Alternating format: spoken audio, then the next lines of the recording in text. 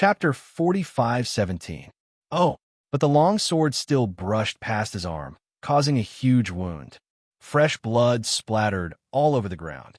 Bloodbone Barbaric King quickly took 2 steps back as he stared at Feng Gu with an ugly expression. "Give me the child." Feng Gu gritted her teeth. Her eyes were filled with malevolence as she swiftly attacked Bloodbone Barbaric King.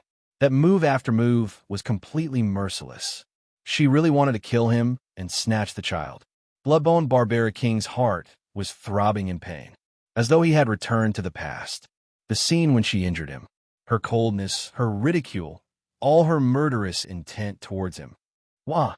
Bloodbone Barbaric King was so angry that he spat out a mouthful of heart blood. The blood stained his robe. However, he still firmly protected the baby in his arms, not allowing the baby to be stained by the blood in the slightest. The two of them fought each other just like that, back and forth. From the beginning to the end, Bloodbone Barbaric King only avoided swiftly. Whereas Feng Ji's attacks were swift and violent, her target was the baby. Yiqing Luo, who was on top of the huge rock, felt strange as she watched the scene below. She couldn't explain the strangeness. Only, she felt that something was amiss. Feng Ji's goal was very clear, to get the baby back. However, her attacks were too fierce and ruthless, as though she was totally not worried that she would hurt her own child. While Bloodbone Barbaric King, his expression was very unsightly. The gaze he used to look at Feng Gu was filled with unfamiliarity. He was trying his best to protect the child in his arms. Every subconscious action of hers was to protect the child tightly. Yiqing Luo was sure. Bloodbone Barbaric King was unwilling to give the baby to Feng Gu, not because of the so-called Divine Phoenix profound jade heart. It was from his heart, protecting the baby, but Feng Gu, her actions were too strange. Yeah. At this moment, the attack below stirred up waves, setting off thousands of waves. Yellow sand flew everywhere and the ground cracked. It almost blinded Yiqing Luo's eyes. Vaguely, Yiqing Luo saw Bloodbone Barbaric King's body flying out. The baby in his hands also flew out. The little baby was still completely unaware of the current situation. It waved its little hands in the air and squeaked. When Feng Gu saw the child being thrown out, a greedy smile appeared on his face. She threw herself at the baby. She reached out to catch the child. Suddenly, bang! The ground shook violently. Profound waves surged, as if they were sweeping up the yellow sand that filled the sky. Rocks tumbled down. Feng Ji's body was shaken by this sudden movement, causing her to lose her balance. In the blink of an eye, bloody bones that looked like spider webs suddenly emerged from the ground all around him. He quickly caught the baby. Then he brought it to the Bloodbone Barbarian King's head. He didn't know if it was an illusion. Yiqing Luo looked over from this distance. He had a feeling that the Bloodbone Barbarian Monarch's blood bones were different from before. The amount of red liquid on the bloody bones was decreasing. That frighteningly cold aura was also extremely weak. Below, the barbaric Bloodbone King took the baby back into his arms. The Bloodbone Barbarian King quickly formed a shield, blocking in front of Feng Gu. "Do you know why I'm unwilling to hand the child over to you?" Bloodbone Barbaric King's voice was deep and hoarse. The gaze he gave to Feng Gu became increasingly sinister. Chapter 45:18. The baby that was in her hands flew away again. Feng Ji's face darkened. She stared at the barbaric Blood King with a murderous look. Her eyes were filled with mockery and murderous intent. "What? Are you not willing to show your ugly face in front of me? But now, for this child with the Divine Phoenix profound heart jade, you don't care about your image in my heart? What do I have to worry about with the current you?" The barbaric Bloodbone King sneered as the corners of his mouth twitched. Yes, in the past, he had never dared to show such an ugly and terrifying face in front of Feng Gu. He would never let Feng Gu see a single bone in his body. In front of Feng Gu, he would always maintain his human form. But now there was no need. The sanguineous bones were wriggling in all directions. The barbaric Blood King's upper body was human, and he held the baby tightly in his arms. The lower half of his body was covered with bloody bones. His face was still as handsome as ever. Feng Ji's face was solemn, and her poisonous gaze was locked on the barbaric Blood King. She seemed to be very dissatisfied with his attitude. The barbaric Blood King's hand gently stroked the baby's delicate skin. His thin lips curled up slightly. His face was very pale due to the loss of blood. Back then, you were the one who sent the child to me, and now you want to take him away just like that. What do you think I am? The barbaric Blood King stared into her eyes and said word by word, Feng Gu, in your heart, I have always been a tool to be used, right? He did not want to give the baby to Feng Gu because he could not accept Feng Ji's attitude towards him. Back then, he did not allow her to explain it all. He gave the child that she had with another man to him, the person who loved her deeply. Now, without any explanation, he came to ask for the child, and his attitude was terrible, and he even tried to snatch it. In Feng Ji's heart, what was he? Hearing the barbaric Blood King's words, Feng Ji's eyes were even more vicious. She sneered. Yes, I'm using you as a tool. After all, you are very useful, aren't you? You like me, and you do whatever I ask you to do. I just casually lied to you, and you're willing to give up your life for me.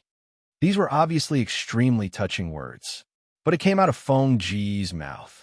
It was bone-chilling cold. Feng Gu sneered. He sneered at the Bloodbone Barbarian King's reckless sacrifice. Because I know you like me, so you will fulfill my request unconditionally. Do you feel very sad? Feng Gu sneered. Give me the child. This will be the last time we meet. I will never appear in front of you again. You don't have to worry that you will be used by me again. Feng Ji's words were sharp and sarcastic. The barbaric Bloodbone King's expression did not change at all until she finished her last sentence. The man, whose gaze had been fixed on the baby's face, finally let out a low chuckle. He slowly raised his head. His pale and handsome face was filled with malevolence and madness. He smiled. His smile was strange and treacherous. He looked at Feng Gu, and his words were bone-chilling. You want a child, don't you? Unfortunately, I will not let you get what you want. As soon as he finished his words, the baby in his hand was thrown into the air. In an instant, it was densely packed with bloody bones. It was engulfed. Barbaric Blood-Bone King. Feng Ji's eyes were bloodshot because of the sudden change. She screamed the barbaric Bloodbone King's name. Her voice was extremely sharp. Chapter 45:19. Barbaric Bloodbone King, actually. He had used the forbidden technique he had cultivated to use the infant as nourishment and devour it. How dare you? How dare you touch my child? Feng Ji's sharp voice was filled with rage. She waved her long sword and slashed downwards. The majestic, terrifying, profound ray was about to destroy the heaven and earth. The entire barren mountain began to sink into the ground. The huge rock which Yiqing Luo was lying on was not spared. She hurriedly steadied herself on the huge rock. Just as she moved, the rock broke apart and fell downwards. Yiqing Luo took a few steps back to avoid the cracks and try to find a foothold again. Not right. Something was definitely not right. Feng Ji's madness earlier was not because she was worried about the child. No, it was not that she was not worried. But her tone and attitude was not that kind of worry. Not the grief and anger of a mother who had lost her child. Instead, it was like discovering water in the desert and spending so much effort to reach the destination, only to discover that everything was an illusion. That kind. The anger of losing what she had spent so much effort to obtain. There was no pain or sadness. As for barbaric Bloodbone King, it was even stranger. He actually treated the baby as nourishment and absorbed it into his bloodbone. His feelings for the baby. She saw it very clearly. That was absolutely not fake true feelings. How could it be possible to swallow the baby? Furthermore, barbaric Bloodbone King swallowed the baby's words. Had it been verified as well. That baby who possessed the divine phoenix profound jade heart was actually not the same person as her. The baby who had been swallowed was already dead. She was alive and well now. And the most important point was, the God Emperor had passed away and her era was at least 10,000 years apart. 10,000 years. Wasn't she an old demon? Looked like the only explanation was she might really not be that baby. Just as Yiqing Luo was avoiding the huge rock collapse, the two of them below were already locked in a fierce battle. Barbaric Bloodbone King had already fallen into a disadvantageous position in the battle, no matter how cold his words were. But when they really started to fight, he unknowingly avoided a direct confrontation with Feng Ge. But the more they exchanged blows, the barbaric Bloodbone King could clearly see Feng Ge's twisted face. The horror in his eyes was filled with venom. Feng Ge was completely different from the Feng Ge in his memories. It was just like they were not the same person at all. In the blink of an eye, Feng Ge's sword swept past and pierced straight into the Bloodbone Barbarian King's chest. When the sword pierced through his heart, he could still see the disdain and anger in Feng Ge's eyes. Intense pain and dizziness caused by excessive blood loss. He could no longer maintain the form of a Bloodbone. She fainted and fell to the ground. While he was unconscious, he vaguely heard the woman's cold and ruthless words. I spent so much effort to create this vessel, and it was destroyed just like that. Damn it. Container? What container? The barbaric Bloodbone King couldn't think any further and sunk into darkness. Feng Ge looked at the unconscious Bloodbone Barbarian King. The sword in his hand was about to pierce through his heart. Suddenly, as if he had thought of something, his movements paused. There was a cruel sneer in his eyes. She threw the sword on the ground. Destroying my vessel. How can I let you die so easily? There's a place that is absolutely suitable for you. Feng Ge directly carried the barbaric Bloodbone King on her shoulder. The breeze blew the red veil on Feng Ge's face, revealing the red veil, that face which had been covered. Chapter 45:20. Her red lips were like fire, absolutely gorgeous. Exquisite facial features, bright and elegant, coupled with that pair of soul-stirring eyes. The entire person was breathtakingly beautiful, bright and flamboyant, almost able to overshadow everything in the world. Yiqing Luo's pupils constricted fiercely. Her body stiffened as well, because that face that came into view was almost the same as her. Yes, the degree of similarity was at least 80% and above, except that Yiqing Luo looked more immature and beautiful, whereas Feng Ge had the maturity and beauty of a woman. What was going on? Yiqing Luo subconsciously touched her own face. Countless thoughts were surging in her mind. A face that was almost the same. Feng Ge's daughter had a divine phoenix profound jade heart. She had it too. Could it be? Was she really that little baby? But wasn't that baby swallowed by the barbaric Bloodbone King? And 10,000 years had passed. How could she possibly grow up in Nirvana Realm's Three Springs sect? This wasn't right. The time didn't match. Yiqing Luo's thoughts were in a mess.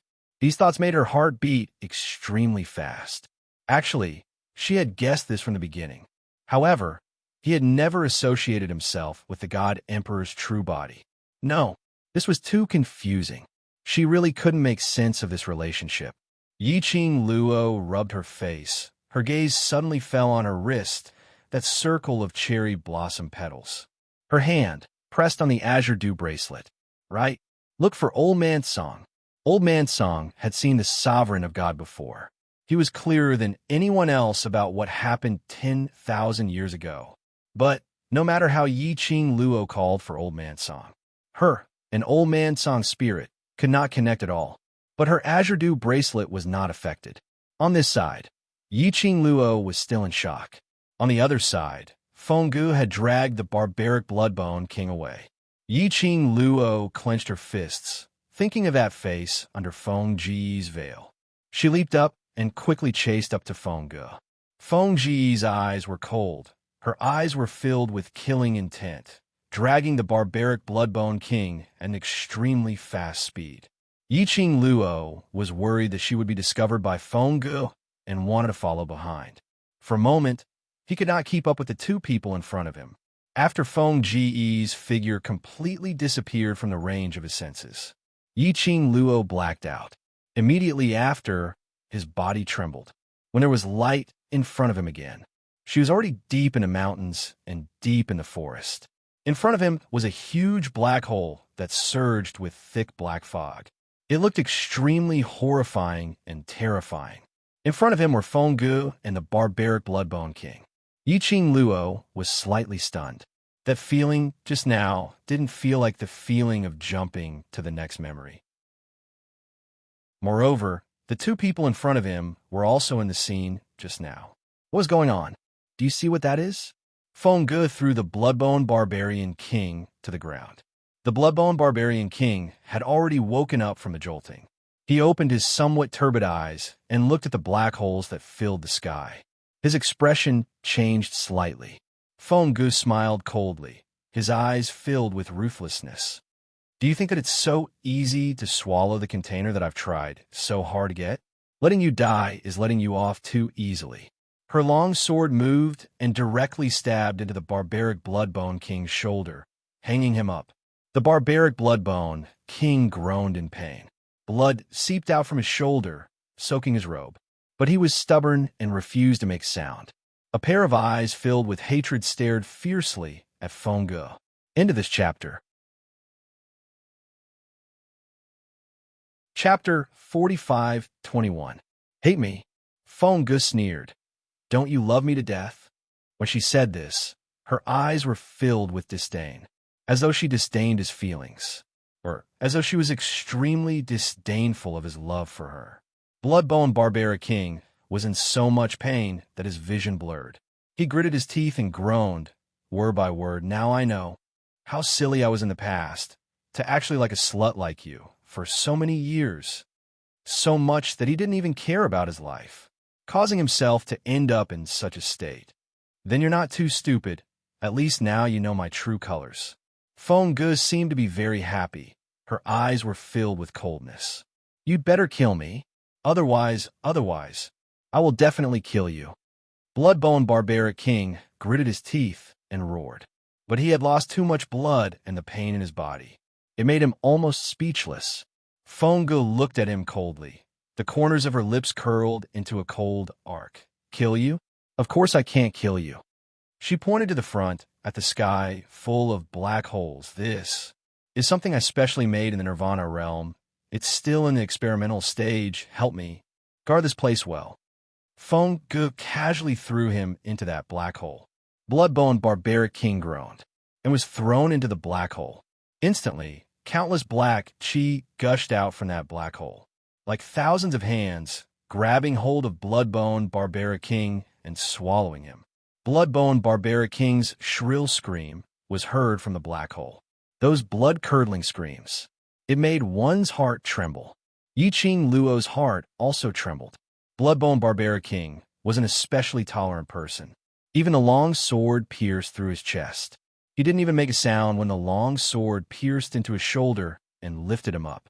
But when he was thrown into the black hole, he let out a blood-curdling scream that showed the pain in the black hole.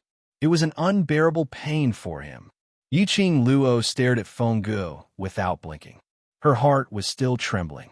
Feng Ji's eyes had no trace of emotion. It was as though she didn't care about anything about Bloodbone Barbaric King. What was she trying to do? Who's that? Suddenly, Feng Ji's eyes turned cold as she reprimanded. He raised his sword and flipped it in his palm. Yiqing Luo instantly felt a chill down her spine. It was like being stared at by a venomous snake. It was bone-chilling. Her heart skipped a beat as she met Feng Ji's murderous gaze. She quickly backed away. However, how could her speed compare to the Divine Emperor's? In the blink of an eye, Feng Ji's long sword had already pierced her eyeball. Just then, when it was still a little distance away from the eyeball, Yiqing Luo only felt her vision turning black. The surrounding space began to distort rapidly. As the ground shook, she felt as if she had fallen into an abyss. His whole body kept falling down. What was going on? Just now, it felt like he was jumping to the next part of his memory. Why was she falling from the sky in the next memory? Yiqing Luo wanted to flop around. However, he could not move his limbs at all, until the restraints on his body were broken. Only then did her vision regain its brightness. However, right now, she was floating in midair. Their surroundings were pitch black, and they couldn't see their surroundings clearly. She tried to move. She discovered that she could actually walk in midair. It was like her soul was the same. What kind of situation was this? Bone Lord. Suddenly, a soft voice was heard from below. Yiqing Luo was stunned as she swiftly floated towards the voice. Chapter 45:22. In front of her, it was a piece of Black Sea. Two figures were moving bit by bit as they walked in the Black Sea. Walking? Sea? No, not right. This was not the sea. Yiqing Luo's figure slowly leaned downwards. He could clearly see the figures of those people. They were that lady called Gu San and Gui, Bloodbone Barbaric King's secret guards. These two of them were, of course, not those few secret guards that Yiqing Luo had interacted with in the outside world. The Gu residence's secret guards were ranked according to their numbers. This batch of secret guards should be the earliest batch of secret guards that followed the Bloodbone Barbaric King. Bone Lord, where are you? Gu San called out softly. Looking at his expression, he seemed to be struggling. Yiqing Luo carefully avoided the two of them and landed at a position slightly behind the both of them. She could see clearly. The surroundings were not a piece of Black Sea. It was obviously a ball of thick black fog, a piece of pitch black darkness. There was no place to hide. She could only maintain a distance as she followed behind those two secret guards. The two secret guards' attention had been focused on searching for the Bloodbone Barbaric King and did not notice anything strange. Just at this moment, suddenly, there were a few cracking sounds in front of him. She saw the entire sky filled with thick black fog. One by one, the blood-colored bones stepped out. Kacha-kacha. Even her ears were filled with the sound of the bones colliding. Yiqing Luo then saw it clearly. Under the thick black, there was a large patch of densely packed blood bones, and her surroundings were also covered with large patches of blood bones. But what shocked her was her body penetrated through every single blood bone. The densely packed, connected blood bones all passed through her body as though they could not sense her existence at all. Yiqing Luo stretched out her hand to touch the blood bones. Her hand went through the blood bones. Yiqing Luo's heart thumped. Her gaze swiftly turned towards the Gu residence's secret guards. Was it these blood bones an illusion? Or was it her? Problem? Following the densely packed blood bones appearing, Gu Yi and Gu San's searching footsteps stopped. Gu San raised his head, looking at the blood bones that were almost as tall as a two-story building. His eyes filled with worry. Bone Lord, why are you looking for us? The two Bone Mansion secret guards stood away from the bloody bones.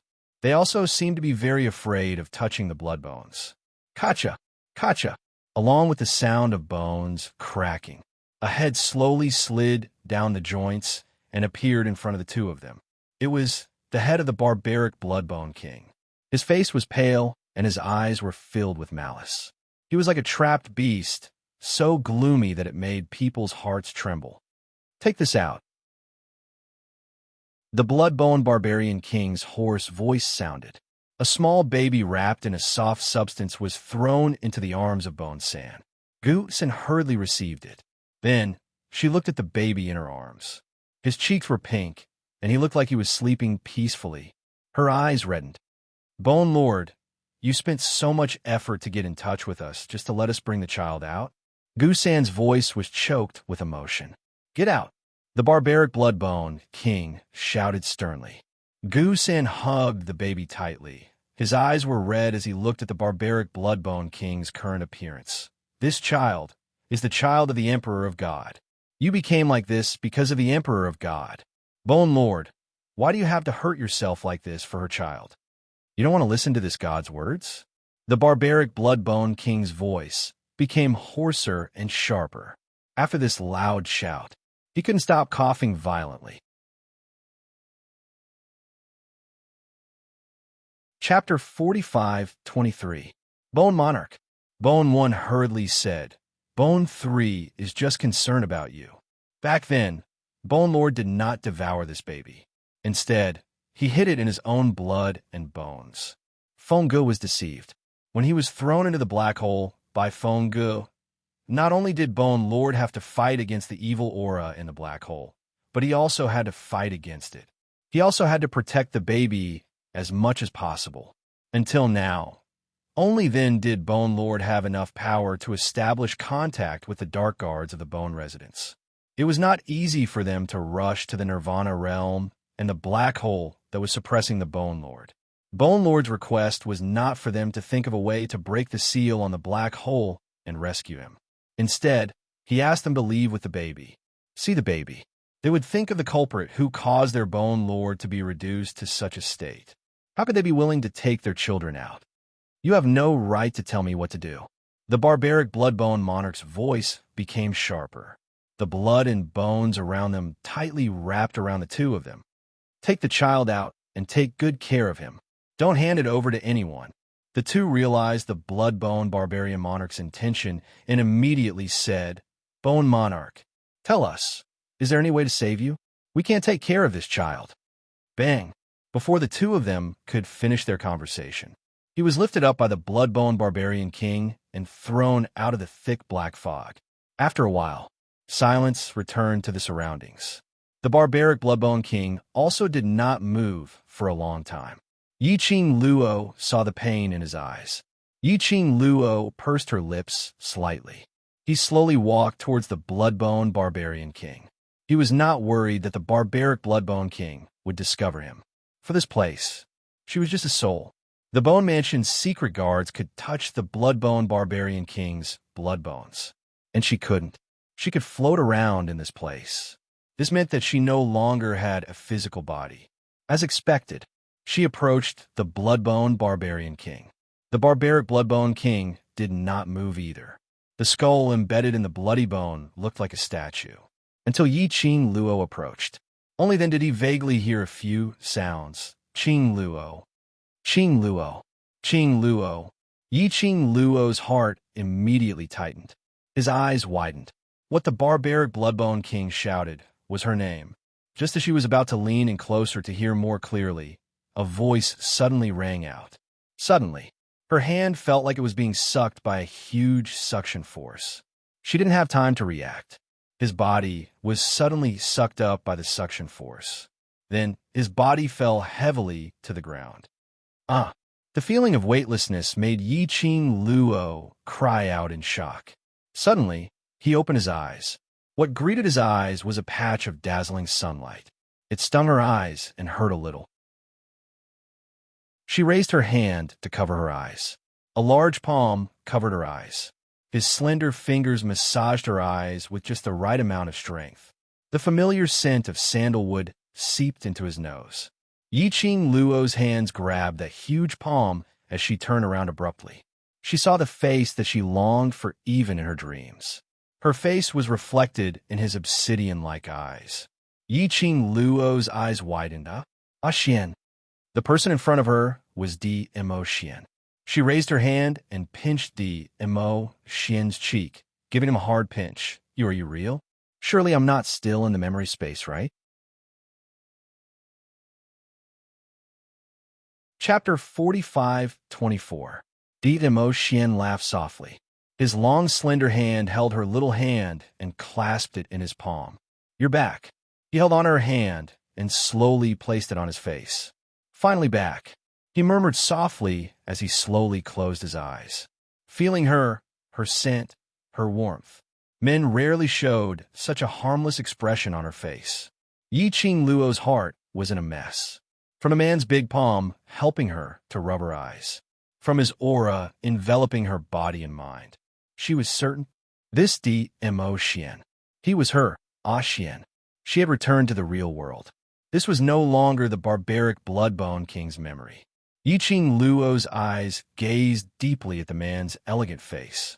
His picturesque eyebrows revealed an obvious tired look. His thick eyelashes spread out, casting an arc, but it was unable to hide the purple under his eyes. How long had she stayed in the barbaric Bloodbone king's memory? This man, how long had he been looking for her? Yiqing Luo's hand slowly covered his eyes.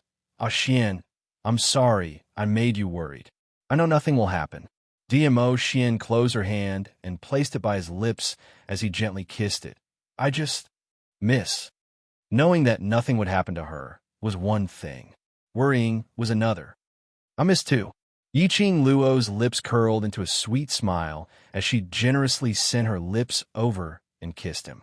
DMO Xian's arms wrapped around her petite body until the young lady gave a low laugh and that soft little tongue drilled into his mouth. His body shook. He suddenly pressed the back of the young lady's head and deepened the kiss.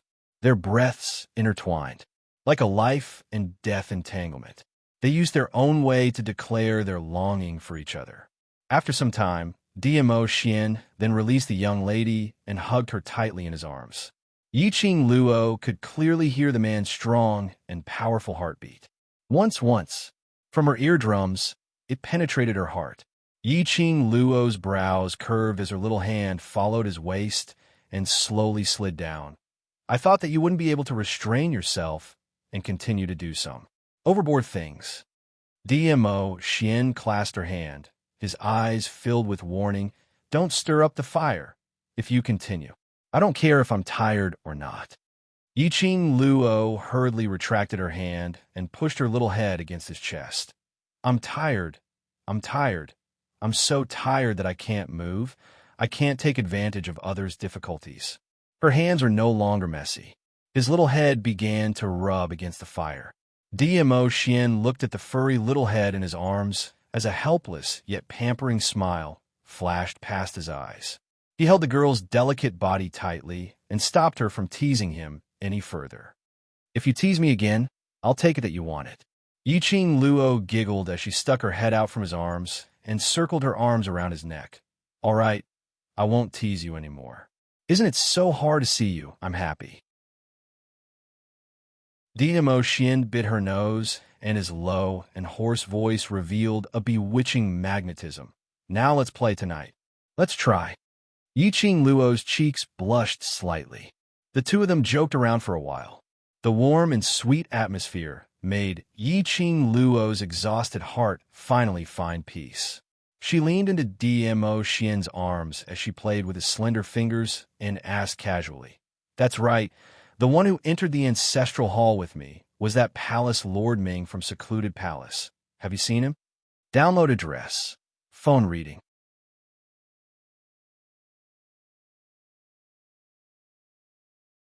Yiqing Luo pouted her lips and snorted.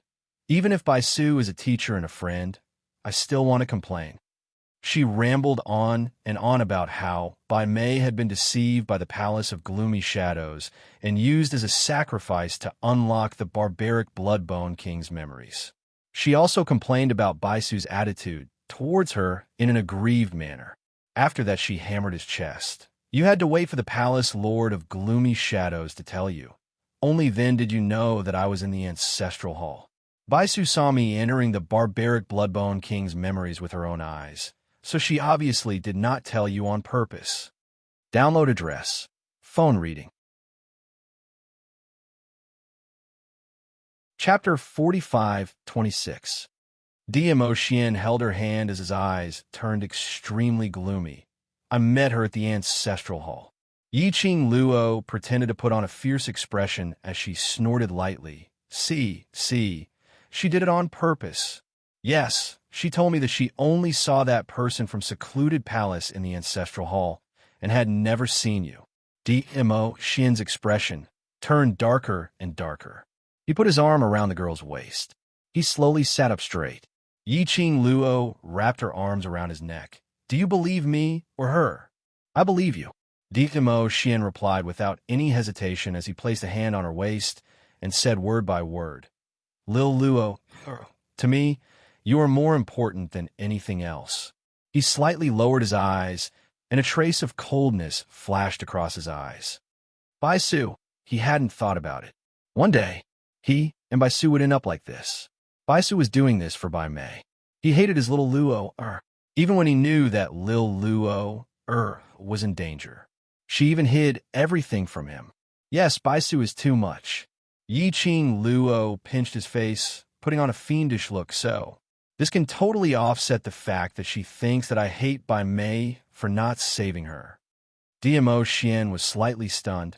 Lil Luo, his hand from her waist, held both of her hands. Yiqing Luo gave a snort as she maintained her fierce look. This time it has already been cancelled out. If there's a next time, and she still wants to use Bai Mei's death to bicker in front of me, I want you to make a choice out of two. Do you hear me? DMO Xian's eyes turned cold when he mentioned Baisu. At this moment, it had transformed into a layer of warmth. His obsidian-like, peach blossom eyes were exceptionally gentle. He raised his hand and stroked the young girl's hair, gently tucking it to her ear. Lil Luo ear. His Lil Luo really made him unable to extricate himself from loving her. The so-called complaint, the so-called fierceness. They were just doing it on purpose to give Baisu a way out. Yiqing Luo had never really wanted DMO Xian to stand up for her and do something to Baisu. She just used this way. She wanted to resolve the grudge between her and Baisu. If Baisu was still clear-headed, she would know what to choose. Yiqing Luo threw herself in his arms. All right, this matter, let's end it like this, but I made it clear there's no next time. DMO Xian held her waist tightly. Outside the window, a ghost-like shadow floated lightly. Like a kite with a broken string, it swayed unsteadily, unable to find its way. The illusory shadow seemed like it was about to be blown away by the wind. All of a sudden, a slender figure appeared behind the shadow. That person sneered. His eyes under the black robe revealed a hint of coldness. Do you regret it? Do you regret getting yourself into such a situation? The shadow did not turn around. He just stood there quietly. He looked in the direction of the ancestral hall as his thoughts drifted. That person continued to sneer. She is such a person. To outsiders, she is cold and ruthless, decisive and killing. But once it involves the people she cares about, she is kinder than anyone else. You hurt her like this, but she still forgave you and even found an excuse to stop the overlord from taking action against you. You can say that she has put in a lot of effort. Shut up. That illusory shadow's delicate body swayed. She raised her head slightly. Her face was cold. You palace of darkness. Don't think that I don't know that the direct cause of my sister's death is all because of you. End of this chapter. Chapter 45:27. That person looked at the shadow indifferently, his face filled with hatred. He scoffed lightly. You should be the clearest about why Bai Mei died. Yiqing Luo not saving her is within reason, so you have no right to blame her. Baisu stared unblinkingly at the palace lord of secluded darkness palace, who was clad in a black robe and surrounded by black qi, as she suddenly sneered. Are you speaking up for Yiqing Luo? Do I need to speak up for her? The man sneered. You heard what she said to Dizun just now. You know what kind of person she is. Baisu pursed her lips tightly. Her smoke-like shadow was so dim that it almost melted into the air. After a long while, she then looked coldly at the palace master of Gloomy Palace and gritted her teeth. Don't let me run into you. Otherwise, I won't let a single one of you off. As soon as he finished speaking, her body had already turned into a puff of white smoke, completely disappearing in front of the palace master of Secluded Darkness Palace. Yiqing Luo and DMO Xian cuddled for a while. With great difficulty, she managed to suppress DMO Xian's thoughts of parting ways with Baisu. The two of them walked out of the room. Xiaochen looked at the familiar scene in the Bone Residence. It was somewhat similar to the scene in the savage Bloodbone Monarch's memory. Yet it was also different. She was still in a daze, until DMO Xian wrapped his arms around her waist and asked her gently. Only then did she regain her senses. What are you thinking about? DMO Xian asked as he pulled her towards the main hall. Yiqing Luo's eyelashes fluttered. I'm thinking about the Bloodbone Barbaric King. I'm sleepy. Typing is a little slow. I have to repeat 500 words. I'll edit it in 10 minutes, moi. That person looked at the shadow indifferently, his face filled with hatred. He scoffed lightly. You should be the clearest about why Bai Mei died. Yiqing Luo not saving her is within reason, so you have no right to blame her. Baisu stared unblinkingly at the palace lord of secluded darkness palace who was clad in a black robe and surrounded by black chi, as she suddenly sneered. Are you speaking up for Yi Qing Luo? Do I need to speak up for her? The man sneered. You heard what she said to Di Zun just now. You know what kind of person she is. Baisu pursed her lips tightly. Her smoke-like shadow was so dim that it almost melted into the air. After a long while, she then looked coldly at the palace master of Gloomy Palace and gritted her teeth. Don't let me run into you. Otherwise, I won't let a single one of you off. As soon as he finished speaking, her body had already turned into a puff of white smoke, completely disappearing in front of the palace master of secluded darkness palace. Yi Qing Luo and Dmo Xian cuddled for a while. With great difficulty, she managed to suppress Dmo Xian's thoughts of parting ways with Baisu. The two of them walked out of the room. Xiaochen looked at the familiar scene in the Bone residence. It was somewhat similar to the scene in the savage Bloodbone monarch's memory, yet it was also different. She was still in a daze, until Dmo Xian wrapped his arms around her waist and asked her gently. Only then did she regain her senses. What are you thinking about? Dmo Xian pulled her towards the main hall as he asked. Yi Qing Luo's eyelashes fluttered, thinking about the savage Bloodbone monarch, until Dmo Xian wrapped his arms around her waist and asked her gently. She then regained her senses. What are you thinking about? Dmo Xian pulled her towards the main hall as he asked. Yi Qing Luo's eyelashes fluttered, thinking about the savage Bloodbone monarch.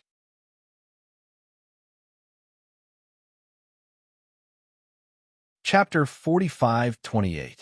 A trace of helplessness and pampering flashed past Dmo Xian's eyes as he tapped her forehead. I've actually been coaxed out by you. Yi Qing Luo pinched his face. No choice, who asked me to be so smart? She smiled and leaned her head against his chest. A faint smile appeared in his eyes. Her Xian, it was really cute. She knew. In actual fact, Dmo Xian was not because she had coaxed the information out of him. It was just that he did not intend to hide it from her. He understood her. He knew that she already knew most of the things that had happened, even if he didn't admit it. Basically, she could confirm her guess. He pretended to be tricked into answering. He was only cooperating with her on purpose, helping her confirm the guess in her heart. She lazily leaned into Dmo Xian's embrace, her legs climbing towards the man's tall and straight body. I don't want to go anymore. Hug me. Dmo Xian hooked his arm around the young lady's body as she wriggled around him, holding her firmly in his arms. Yi Qing Luo squinted her eyes comfortably, like a contented kitten. Dmo Xian carried her and strode towards the direction of the hall. Xian, how much do you know? Yi Qing Luo's eyes were still closed, and her voice was very soft. Dmo Xian lowered his head and looked at the young lady's exquisite face as his pupils deepened. More than you. What do you want to know? What I can be sure of now is that I am the child that the Divine Emperor gave birth to back then. That baby back then was me. She paused, opened her eyes, and looked at the man. The time when the Divine Emperor passed away was 10,000 years ago. When I entered the barbaric Bloodbone King's memories, it was also 10,000 years ago. At that time, there was no Three Springs sect, and there were no so-called four major sections. Then, why would I appear in the Three Springs sect 10,000 years later? It didn't make sense at all. After she inherited this body, it had also fused with all the memories. She knew it clearly. He had grown up in the Three Springs sect. She couldn't understand the problem of time. In particular, the events of the past were obviously very complicated. It was only through the memories of the barbaric Bloodbone King. She still couldn't figure out the real reason behind it. I don't know the answer to your question. Dmo Xian sighed softly. Initially, after confirming your relationship with the Divine Emperor, I had also guessed this reason. I think that since you haven't seen the real reason in the barbaric Bloodbone King's memory space, it means that the barbaric Bloodbone King himself doesn't know. Yi Qing Luo nodded her head. The Bloodbone Barbarian King was sealed in the black hole of the Nirvana realm by Fenggu. It was also the place where the Bloodbone Barbarian King later built the Linglong Palace. The child was also handed over to the hidden guard of the bone residence. What happened after that? He really didn't know. After knowing your biological mother's identity, you still want to look for her? DMO Xian's deep eyes faintly rippled with a faint light. Yi Qing Luo's hand caressed his cheek. Don't you want me to investigate my own background? DMO Xian paused for a moment and shook his head. It's not that I don't want to, I'm worried. The Divine Emperor's Emperor, the God Realm's Emperor, such a high and mighty position indeed, makes one worry. Yi Qing Luo's lips curled into a faint smile, but her words were filled with laziness. She slightly straightened her body in DMO Xian's arms and used both her hands to hold his face. But you are also very clear that even if I don't want to investigate, there will always be someone who will find me. DMO Xian's eyes faintly surfaced a layer of extremely faint danger. Hurry up and read the latest updates.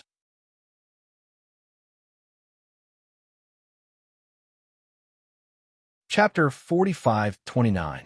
Yi Qing Luo's slender jade-like hand gently covered his eyes. Even if you're around, those people who are eyeing me covetously are still eyeing me covetously. DMO Xian grasped her wrist. His eyes, which were as deep as obsidian, stared unblinkingly at her face. He said firmly, I won't let those people hurt you. Yi Qing Luo's brows curved slightly. I know. She looped her arms around DMO Xian's neck once again and buried her entire body into the crook of his neck.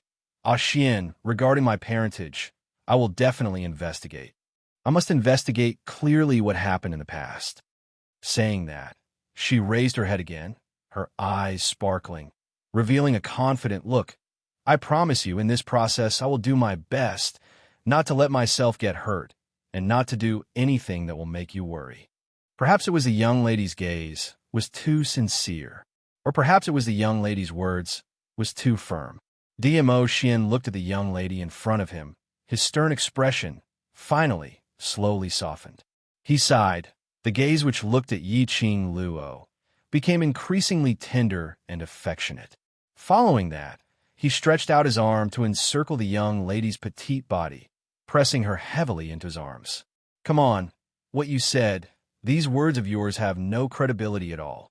DMO Xian turned his head. His dark red thin lips reflected a kiss on a young lady's delicate skin.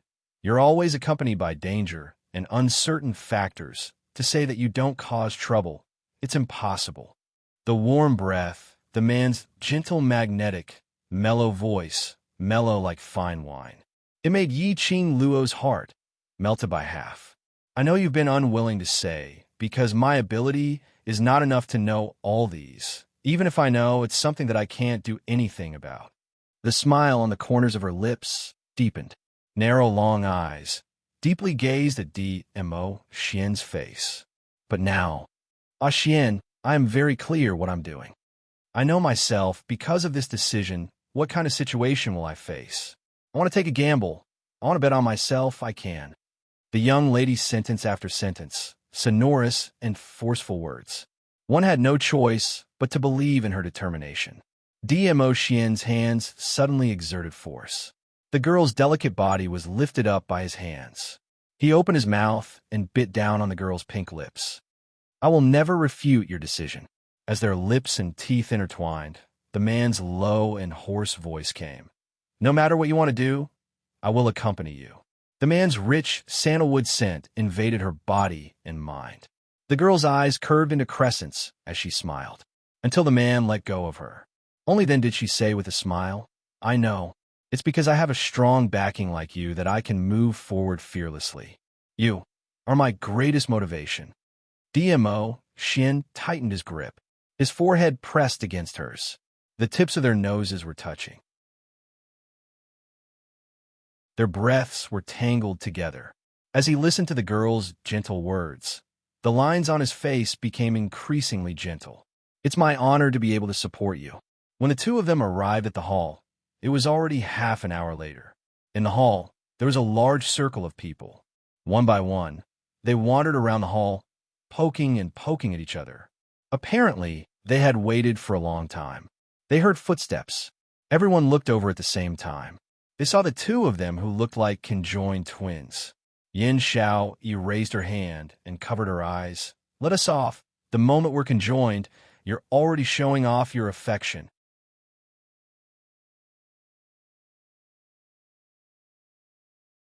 Chapter 45:30. Yi Qing Luo nestled in Mo Xian's arms as she lazily tilted her head and looked at Yin Xiao. At this moment, shouldn't you be expressing concern for me? Yin Xiao, he took a look at Mo Xian, who was walking over slowly. There was not the slightest trace of emotion on the man's cold face. She shrunk her neck and replied softly, I can tell that you're fine just by looking at the overlord. What are you worried about? If Yi Qing Luo's body had any discomfort, how could Mo Xian be as calm as he was now? Mo Xian carried Yi Qing Luo onto a chair and sat beside her. Soon after, Gu Yun served up a filling meal. Mo Xian stood by the side and brought it to her lips. Yi Qing Luo opened her mouth and ate a mouthful. She squinted her eyes in happiness. Everyone, they really shouldn't have chosen to meet Yi Qing Luo on the day she woke up. This day obviously belonged to the venerable sovereign alone. Yi Qing Luo ate a few mouthfuls and her stomach was no longer empty. Her body had also warmed up, and that was when she thought of them with great benevolence. All right, how'd you been these few days? Did the people from the outside forces or the Palace of Darkness do anything? The few of them rolled their eyes. But he still answered Yi Qing Luo's question. In the past few days, there had been a lot of activity outside. However, this commotion was not because they had attacked the Gu residence. It was because of the Wind Cloud list. The Wind Cloud list had been held. Most of the factions that were watching the Gu residence shifted their attention to the honor roll. Only a small portion of people remained to guard the Gu residence. In this movement, it was because of the Palace of Darkness. The Wind Fame list this time round could be said to be extremely dangerous. Most people were seriously trying to use the Excellence list to climb to the top. A small number of people had already joined the Rin family's camp. In the second round of the Wind Cloud list, just as the people of the major forces were exhausted from the duel, a figure suddenly appeared. The people of the Rin clan in the arena took advantage of the break to attack the forces around them. By the time the other forces reacted, at least 100 elite profound practitioners had died. Instantly, it caused countless backlash. All the major forces joined forces to demand an explanation from the Rin family. The horses of the Rin family descended from the sky. They started killing right away. Then, the Wind Cloud list had become a slaughterhouse. Only those who submitted to the Rin family could survive. After such a big thing happened, everyone knew that there was a venerable emperor overseeing the Bone Mansion. Naturally, not many people continued to stare. After listening to their conversation, Yi Qing Luo raised her brows in astonishment. Ren Jianying is so impatient. They're fighting in the second round. Maybe he's worried about you. Gu Zishi began to analyze the situation. Ren Jianying could have easily obtained the inheritance rights of the Rin family from second young Master Ren's hands. Moreover, she could have done so in a dignified manner that no one could find any fault with her. However, because second young Master Ren chose you as his backing and Ren Jianying was afraid of you, she didn't dare make a move against him. So, that's true.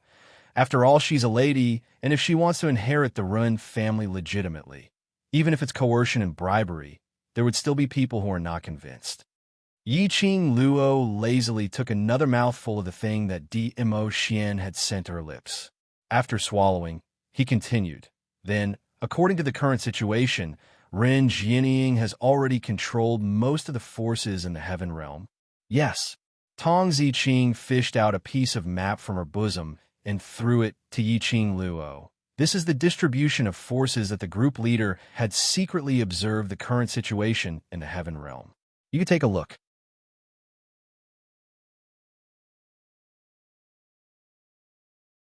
Chapter 45:31.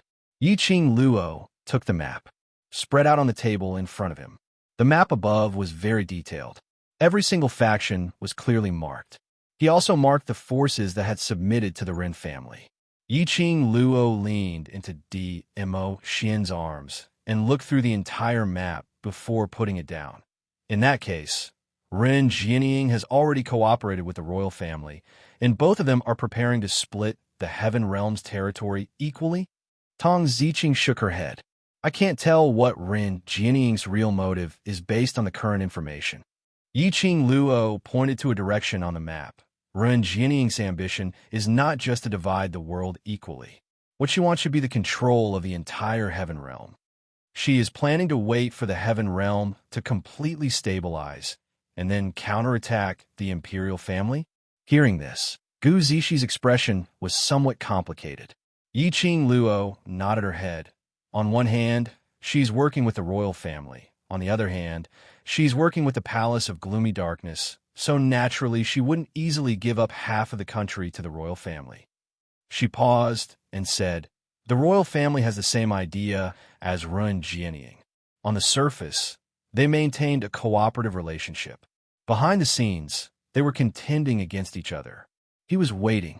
Let's see who takes the wrong step first. Once he took the wrong path, it would be a complete loss. Gu Zixi pursed her lips and looked at Huang Fu Sheng worriedly. The Heaven Realm is now divided into two factions. What will happen to the four great families? The only way for the four heavenly families is to band together. Yiqing Luo took a look at Huang Fu Sheng and then looked at Xiao Jin. They will form a group and then split the world with the other two families. But looking at the relationship between the four great heavenly realms, I'm afraid it will be hard to form a group. After all, the four heavenly families had always been in a state of smiling on the surface but cursing in their hearts. Let them stick together. Therefore, they needed a leader. All the aristocratic families felt that the leader should be one of them. Therefore, it was impossible for them to live in peace. After Yiqing Luo finished her words, she looked at Xiao Jin and Huang Fu Sheng's slightly changed expressions, and her lips curled as she continued. But, based on Huang Fu family's current situation, there's a high possibility that they will choose to rely on the Ren family or the royal family. She paused.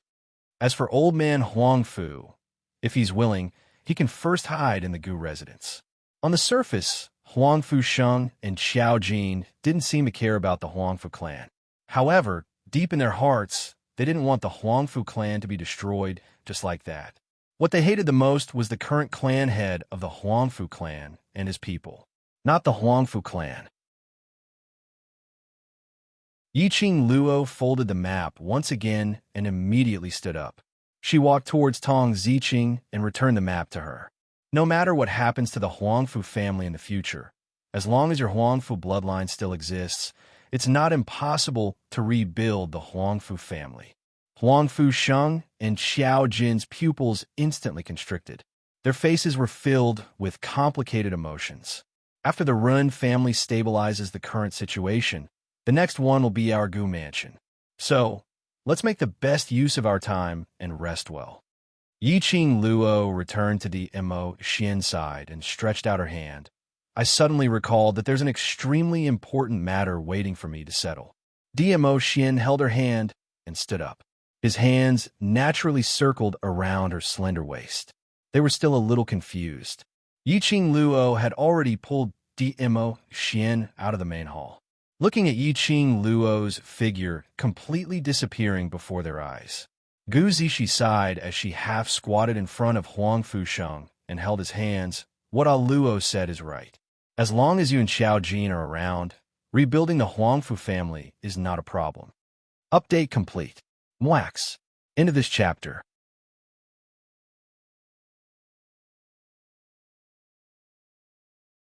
Chapter 45-32. Huang Fu Sheng raised his head in a daze, his eyes staring deeply at Gu Zixi. In his eyes, there was hesitation and helplessness. He was also unable to sort out his thoughts at this moment. He held Gu Zixi's hand and held it tightly. It was as if only by holding her could he feel her by his side. Gu Zixi slowly approached him. Soon after, she stood up and hugged his head. Pressing it into her embrace, she gently soothed his emotions. Towards Huang Fu Sheng, she, who grew up with him, was naturally clear about it. She was very clear about Huang Fusheng's thoughts at this moment. All she could do was to stay by Huang Fusheng's side and give him warmth. On the other side, Yin Xiao used her elbow to nudge Xiao Jin. Did you hear that? As long as you are with that kid, it's possible to rebuild the Huangfu family. If the Huangfu family is destroyed, then so be it. Isn't it better to take this opportunity to reshuffle the cards? Xiao Jin raised his hand and held Yin Xiaoyi's arm. With a little force, he pulled her into his embrace. That ordinary and mediocre face made it shine even brighter, like colored glass, deep and seductive. Yin Xiao stretched out her hand and pinched his face fiercely. The touch of her skin was extremely real. Don't think that you can use your face to divert my attention. The more you act like this, the more it means that you care about the Huangfu family. Yin Xiaoyi said. Xiao Jin hooked his arm around the woman's neck and bent down to bite her lips. That pair of glazed black eyes shone with an even more enchanting luster, glistening brightly. I have left the Huangfu family since I was young. What happens to the Huangfu family is not important to me. He replied in a low voice, without much emotion. Yin Xiao laughed coldly. I know better than anyone what you are thinking in your heart. She pinched Xiao Jin's face harshly. Only when a red mark appeared on Xiao Jin's face did she let go. Her fingertips lightly touched the red mark on Xiao Jin's face, and she curled her lips with a cold smile. This face of yours is really realistic. Xiao Jin's large palm covered Yin Xiaoyi's hand, completely enveloping her small hand in his palm. He pulled her into his arms and hugged her tightly. He didn't want the person in his arms to see his current expression. Yin Xiao buried herself in his embrace and wrapped her arms around his waist. She softened her tone. You know very well that the Huangfu clan has lost its purpose of existence and has become a capital to show off. Didn't Qing Luo say it already? As long as old Master Huangfu is willing, he can stay in the Gu residence, and after the matter has ended, we will reform the Huangfu family, a new Huangfu family that belongs to us. Xiao Jin did not speak again, but his hands were wrapped around Yin Xiaoyi's. He exerted more strength and pressed her tightly in his arms. After Yiqing Luo pulled DMO Xian out of the main hall, she rushed towards another courtyard. DMO Xian pulled her. Are you going to look for Ren Jiaming? I promised him that I would help him save someone. Yiqing Luo slapped her forehead. It was in order to save that person that I went to the Gu residence's warehouse and discovered the secret in the ancestral hall. She had been unconscious for a few days in the barbaric Bloodbone King's memory space. Ren Jiaming would probably go crazy from anxiety, right? DMO Xian replied. On the second day after you went missing, he left. Yiqing Luo. Left? He dragged a crippled body and left the Gu residence. Did he want to be captured back by Ren Jiaming to present his head to her? Or did he want Gong Xiazhu to capture him back to be the prince consort? End of this chapter.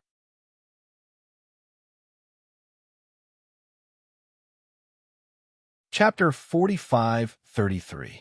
As though he had seen through Yiqing Luo's thoughts, DMO Xian's slender fingers poked her head. I know. I will definitely do what I promised others. Yiqing Luo's eyes lit up. She grabbed his big palm with both hands. A pair of long and narrow eyes blinked. His face was filled with obvious joy. You helped him? Looking at the expression on the young lady's face, DMO Xian raised his brows. He did not speak. He touched his thin lips with his hand. The way his fingers caressed his thin lips. He was so handsome that people couldn't close their legs.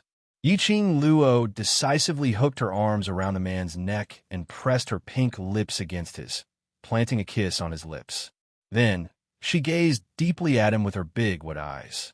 After being kissed by the girl, the man was satisfied. Xiaojie will follow him. He will be fine.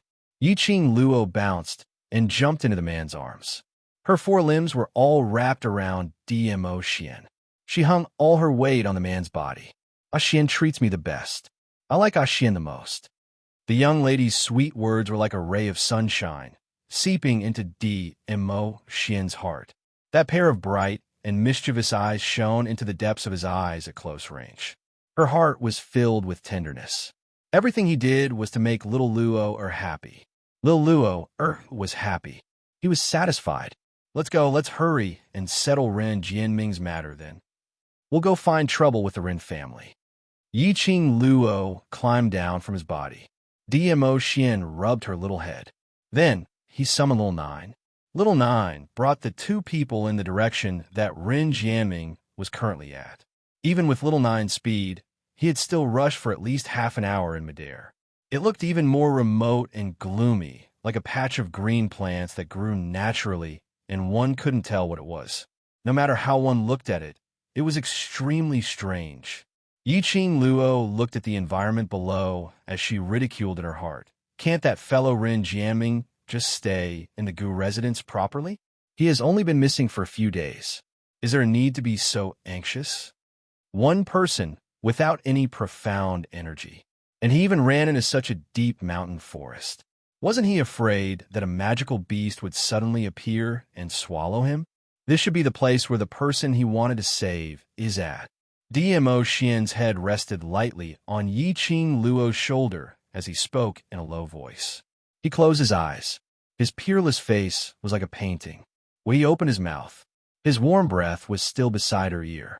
For Ren Jianming, the disappearance is equivalent to the destruction of his hope. Perhaps he thought that his disappearance meant that he refused to save that person. That's why he came here alone. Yiqing Luo. He's an idiot, right? This was a statement, not a question.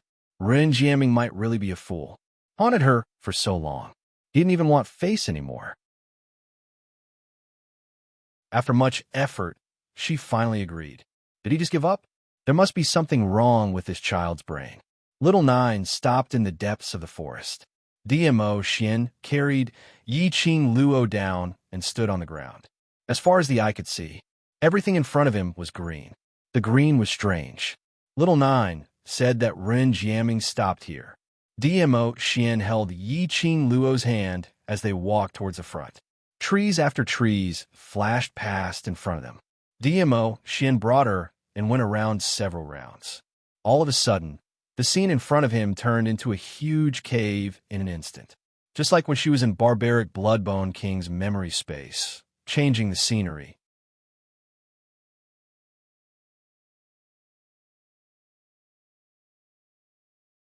Chapter 45-34. Reverse Enchantment? These four words suddenly popped out in Yiqing Luo's mind.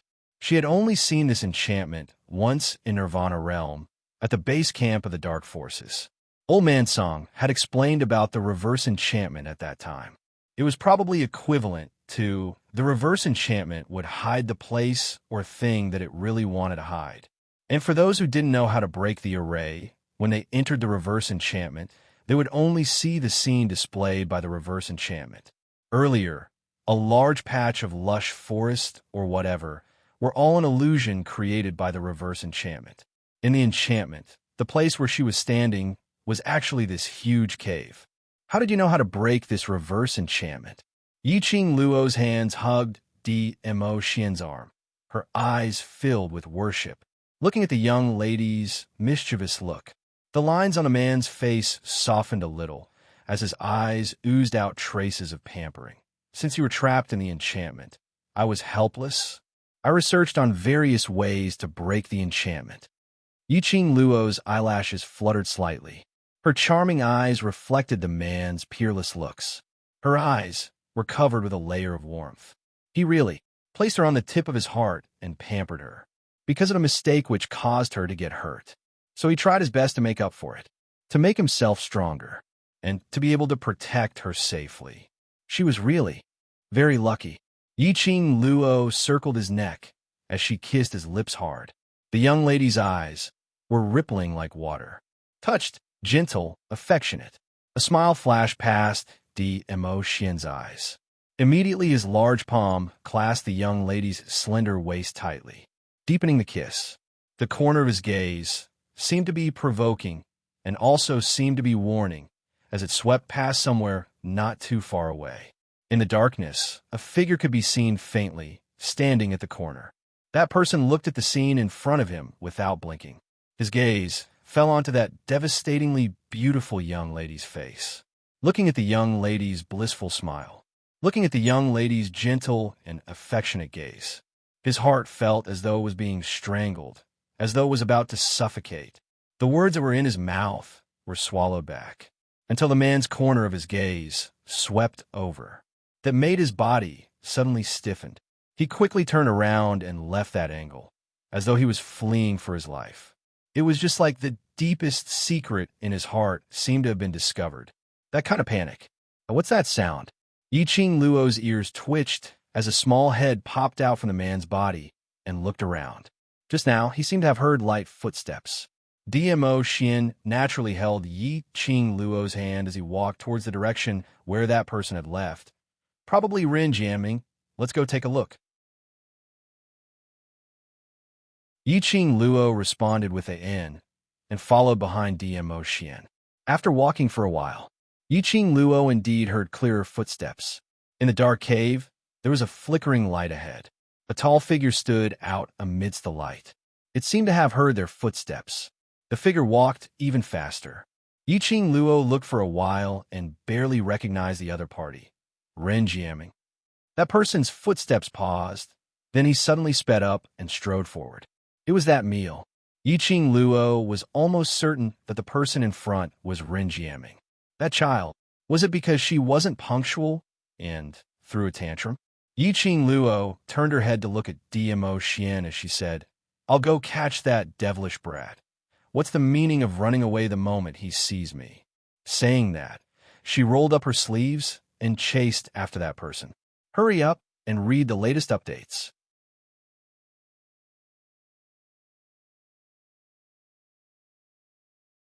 Chapter 45-35.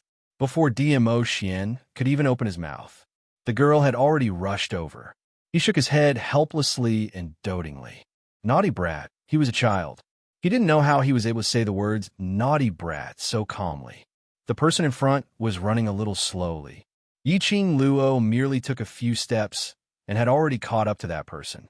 She grabbed the man's shoulder and turned him around. Under the dim light, Ren Jiaming's expression was ugly, mixed with complicated emotions.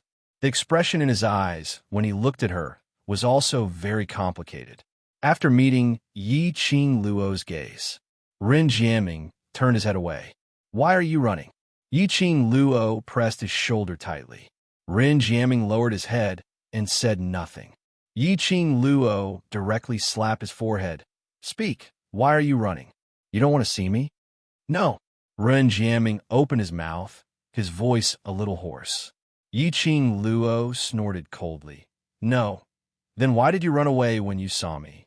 Ren Jiaming stammered, unable to utter a single word, especially when he saw the man walking out from the darkness behind the young girl. His face turned even paler. The man was noble and elegant as he slowly walked over. It was as if a king had descended. It caused people to unconsciously submit to him. He lowered his head again and did not speak again. Yiqing Luo followed Ren Jiaming's gaze and looked behind, after seeing that it was DMO Xian. Then, he turned his head and looked at Ren Jiaming. "Didn't you just agree to help? Did you have to run away when you saw me?" Her gaze went past Ren Jiaming and swept behind him, where the light came from. "At that time, I didn't set a time with him, so I didn't know about that person's situation. Don't tell me that I'm late by just a few days, but I'm already too late?" No. Ren Jiaming immediately said, "I don't blame... You didn't blame me for running away so quickly when you saw me." Yiqing Luo pushed him away and walked towards the light. "Is the person you want to save inside?" Ren Jiaming leaned to the side. His gaze landed on DMO Xian again. His pupils constricted. Then, she looked away in a panic. He speedily caught up with Yiqing Luo's footsteps as his heart trembled in fear. He saw the intimate scene between Yiqing Luo and DMO Xian. His heart would ache. Actually, he had discovered his feelings towards Yiqing Luo a long time ago. It was just very clear. He was unable to stand by Yiqing Luo's side. The person standing beside her should be someone even more powerful. Therefore, he had been suppressing his feelings. However, the look in Di Zun's eyes just now had obviously seen through all his thoughts. The overlord knew about his feelings for Yi Qing Luo. Ren Jiaming tried hard to calm himself down, putting himself in the position of needing Yi Qing Luo's help to save someone. He knew it was impossible for him to compete with Venerable Sovereign. He had never thought of standing by Yi Qing Luo's side. Yi Qing Luo continued forward. He walked closer to the light. Then he saw a luminous pearl flickering in and out of existence. After the luminous pearl, it was an ice bed that looked like an ice sculpture. No, it wasn't Wanru. It was because the bed was made of ice. It was also emitting a thin, white, cold current. On top of that ice bed, an old man with a white beard laid there with his eyes closed, not moving at all. Not knowing why, she felt that the old man's figure was a little familiar. Yi Qing Luo frowned slightly as she walked towards the ice bed. That person's face on the ice bed was clearly reflected in her eyes. Her pupils suddenly expanded. A disbelieving expression flashed past her eyes.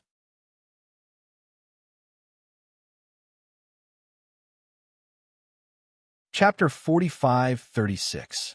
The person on the ice bed had a white beard and white hair. He was dressed in a white robe. Even if Yi Qing Luo closed her eyes, she would still be able to recognize that face. Old Man Song. The person lying on the ice bed was Old Man Song. DMO Xin also walked up, and when he saw the person on the ice bed, he was slightly stunned. He looked at the girl beside him, who was obviously stunned. He stretched out his arms and pulled her into his embrace. You didn't see wrongly, it's him. DMO Xian's lips curled up slightly as he replied gently. Yi Qing Luo suddenly regained her senses as she hurriedly walked towards the ice bed and squatted down beside it.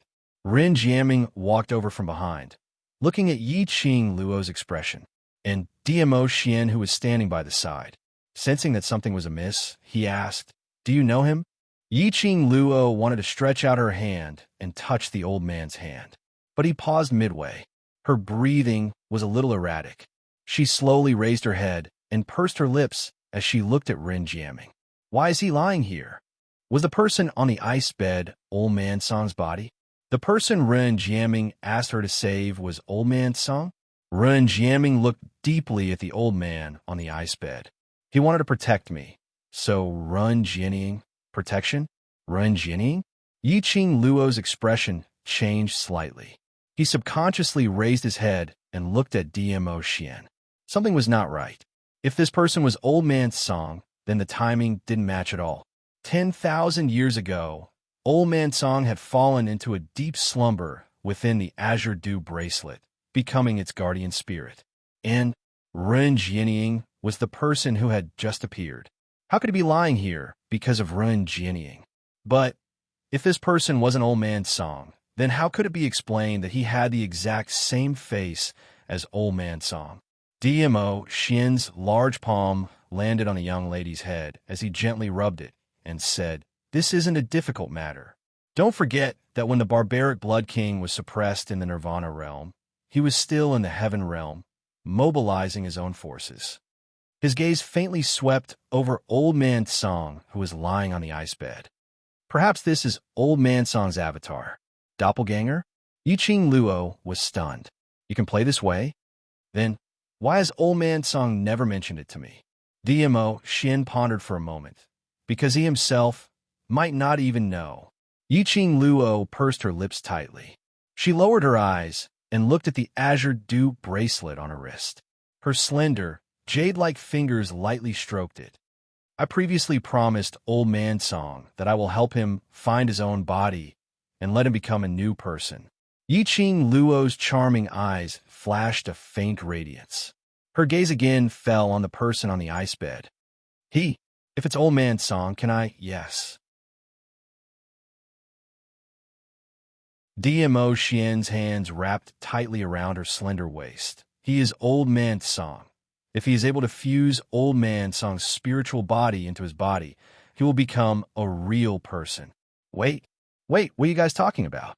Ren Jiaming was confused as he listened to their conversation. He took a look at Old Man Song and looked at Yi Qing Luo. What do you want to merge with him? What do you mean? Miss Gu, aren't you here to save him? Ren Jiaming panicked a little. Yiqing Luo didn't say a word. Finding Old Man Song's body wasn't as happy as she expected. On the contrary, there was a heavy feeling. She knew the reason why Ren Jiaming was panicking. It was the same thing that she was worried about. Because she couldn't be sure whether this Old Man Song in front of her was related to Ren Jiaming or the Old Man Song that belonged to her. Asterisk, the car-sick old man Mo was always looking for the right time to write, "I tried my best to annoy you. I'll continue to work hard. Sob, sob, sob." End of this chapter.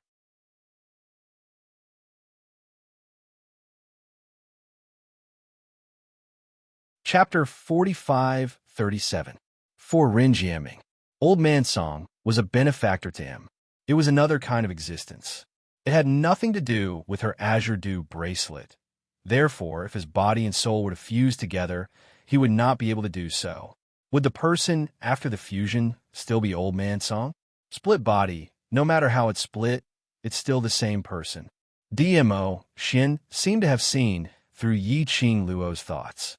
He explained in a gentle voice, "Actually, when I first saw Old Man Song, I felt that his soul wasn't complete.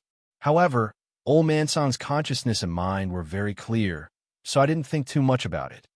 Based on the current situation, the Old Man Song in the Heaven Realm should be a wisp of Old Man Song's spiritual consciousness. The majority of Old Man Song's soul is condensed within the Azure Dew bracelet. Perhaps because of the Azure Dew bracelet, it helped Old Man Song consolidate his own consciousness, allowing him to retain a healthy self-awareness even after losing a wisp of spiritual consciousness."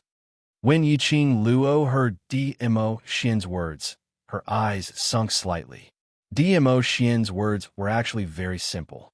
Whether it was Old Man Song in the Azure Dew bracelet or him on the ice bed, they were all Old Man Song. One was the soul, one is the body. As for why Old Man Song's body could move freely in the heavenly realm, it was because there was a strand of Old Man Song's spiritual consciousness left in this body.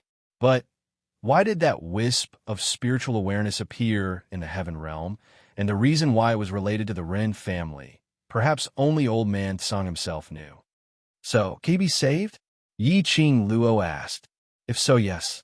DMO Xian's deep eyes gazed deeply at her face as his thin lips curled into an extremely shallow arc.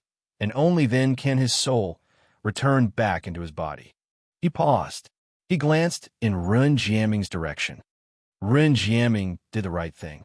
He knew to ask for help. Ren Jiaming felt goosebumps all over his body from this sudden look. A chill ran down his spine.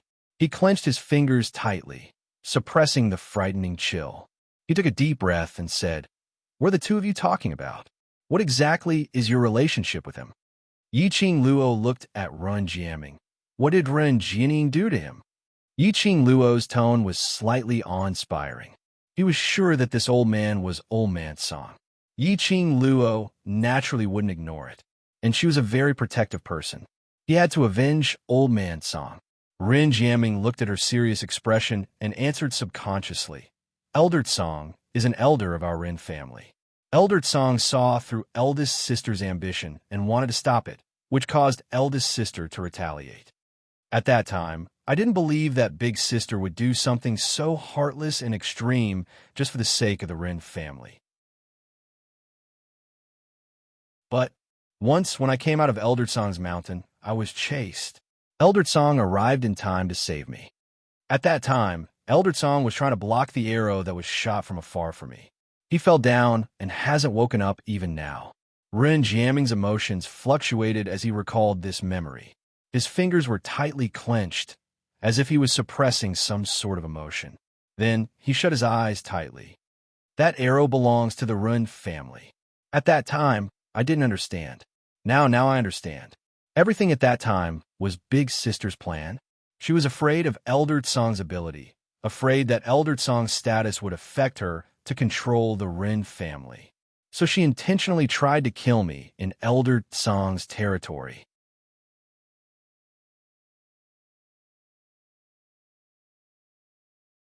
Chapter 45-38. Ren Jiaming gritted his teeth. His eyes were dark and hazy. He knows that as an elder of the Run family, Elder Song will definitely not stand idly by. She used me to lure Elder Song out, and then used me to make Elder Song lie here, unable to wake up. So, right from the start, Ren Jinning's target was Elder Song. Or rather, even if he didn't scheme against Elder Song, he could also take the opportunity to create trouble for Ren Jiaming. Or rather, he had inadvertently destroyed Ren Jiaming. It was enough to make him lose the right to be the successor of the Ren family, no matter what the reason was, as long as one of the two was achieved. To Ren Jining, it was all good and no harm, because Ren Jining schemed against him. So you think he has a way to deal with Ren Jining? Yi Qing Luo asked. Ren Jiaming took a deep look at the ice bed. Yes, Elder Song will definitely be able to deal with Ren Jining. He is an elder of the Ren family. At this point, his voice suddenly became softer. Most importantly, I don't want anything to happen to Elder Song. I want him to recover. Elder Song was tricked because of him, and he was lying in this place. How could he not feel guilty? However, because of Ren Jining. However, he didn't dare to openly look for capable people to save Elder Song.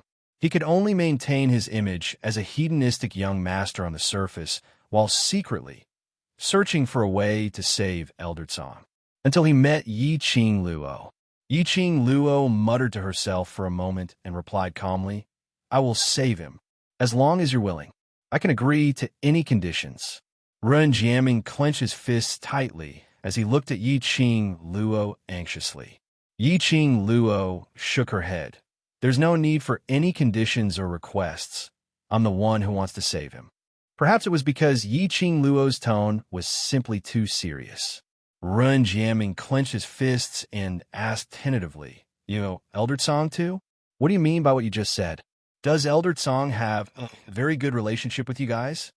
To me, he is the most important elder. Yi Qing Luo's charming eyes overflowed with radiance. So, I will save him. Ren Jiaming wanted to ask something, but he closed his mouth in the end.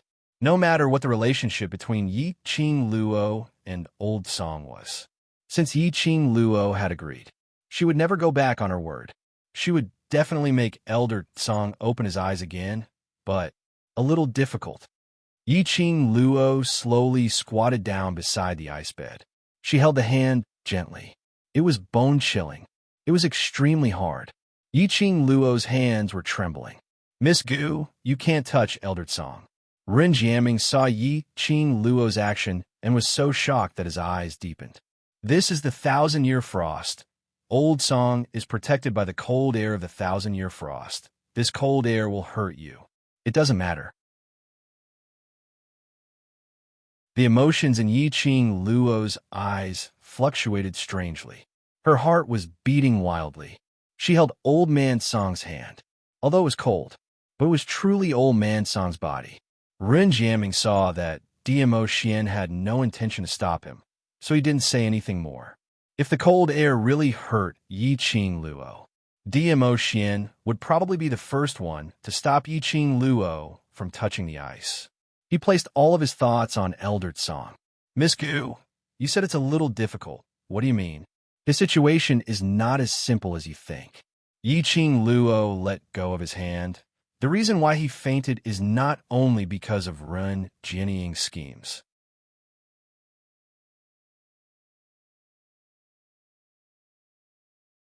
Chapter 45-39. I can only do my best to help him. This is my promise to him. I promised him she would help him find a body that belonged to him and turn him into a true human. The tenderness in Yi Qing Luo's eyes gradually dispersed. Instead, there was determination in her eyes. Regarding Old Man Song's situation, Yi Qing Luo didn't really understand. Through DMO Xian's explanation, she roughly understood. As long as he fused Old Man Song's spiritual body with his body, the memories between the two would also merge. Yi Qing Luo remembered that Old Man Song had mentioned it before. He wanted to turn Old Man Song back into a true human.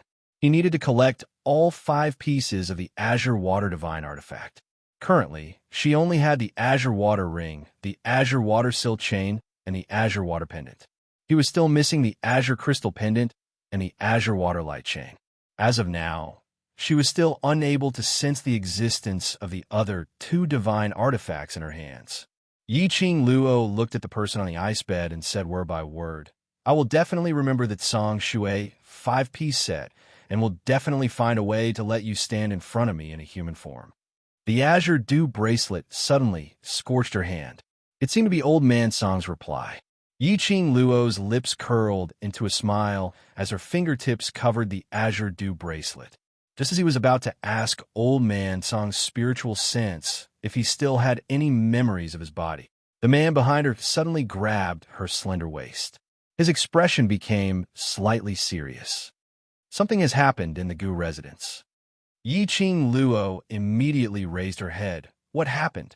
"Before I left, I set up an enchantment outside the Bone residence." DMO Xian held her still icy cold hand. "There's a fluctuation in the enchantment. Someone has left the enchantment." "Leave?" Yiqing Luo's heart thumped. At the critical moment of the Heaven Realm, if he left the Gu residence so easily, he would be captured and skinned at any moment. There were clues to the Divine Phoenix profound heart jade and the Divine Emperor's tomb. These 2 points attracted the attention of the various forces. On top of that, Ren Jianying had led the Ren family to take advantage of the situation during the leaderboard. Ren Jianying planned to control the entire Heaven Realm in a short period of time. Furthermore, Ren Jiaming was in the Gu residence. If the people in the Gu residence left the Gu residence, they would definitely be killed. The walls had been gnawed until nothing was left. "Let's go. Let's return to the Gu residence first." Thinking of these consequences, Yiqing Luo's expression turned extremely ugly. "Ren Jiaming, I'll have to trouble you to take care of Old Man Song." "Me too." Ren Jiaming was just about to speak, but he was interrupted by Yiqing Luo. "This place is a very good hiding place. You stay here and guard Old Man Song." Without waiting for Ren Jiaming to speak, she took the lead and headed back in the direction they came from. When Yiqing Luo arrived at the Gu residence, the Gu residence was already in a mess. Guyan stood at the entrance of the Gu residence and opened her arms. "All of you calm down. Sir Di Zun has specially ordered this servant not to let you leave the Gu residence. There must be a reason for Sir Di Zun." Yin Xiao, Yi, and Gu Zishi were blocked at the door. Their expressions were ugly and dark. One of their hands was on Gu Yun's arm, wanting to push her away. Beside him stood Tong Ziqing and Long Yunzhan, whose expressions were also not very good. He looked around. However, Gui Wu and the others were nowhere to be seen.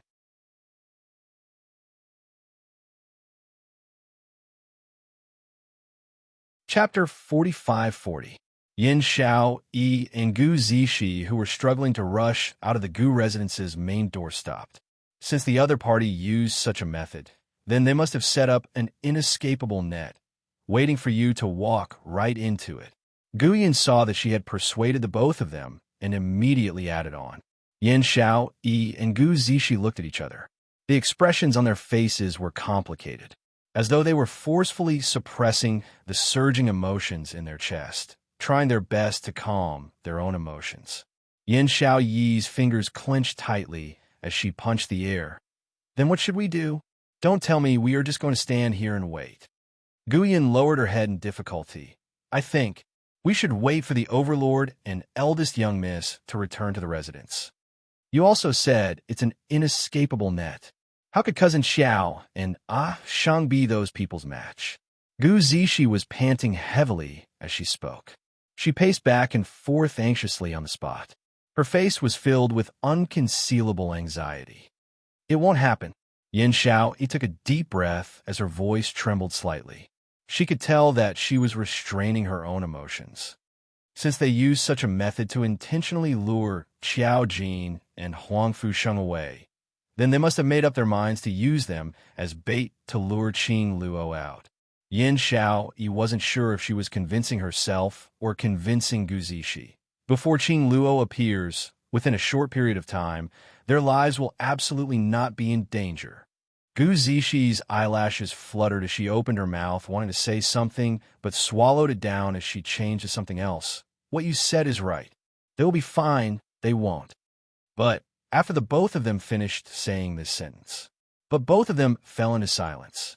No matter how they tried to convince themselves, their hearts were still unable to cross that hurdle.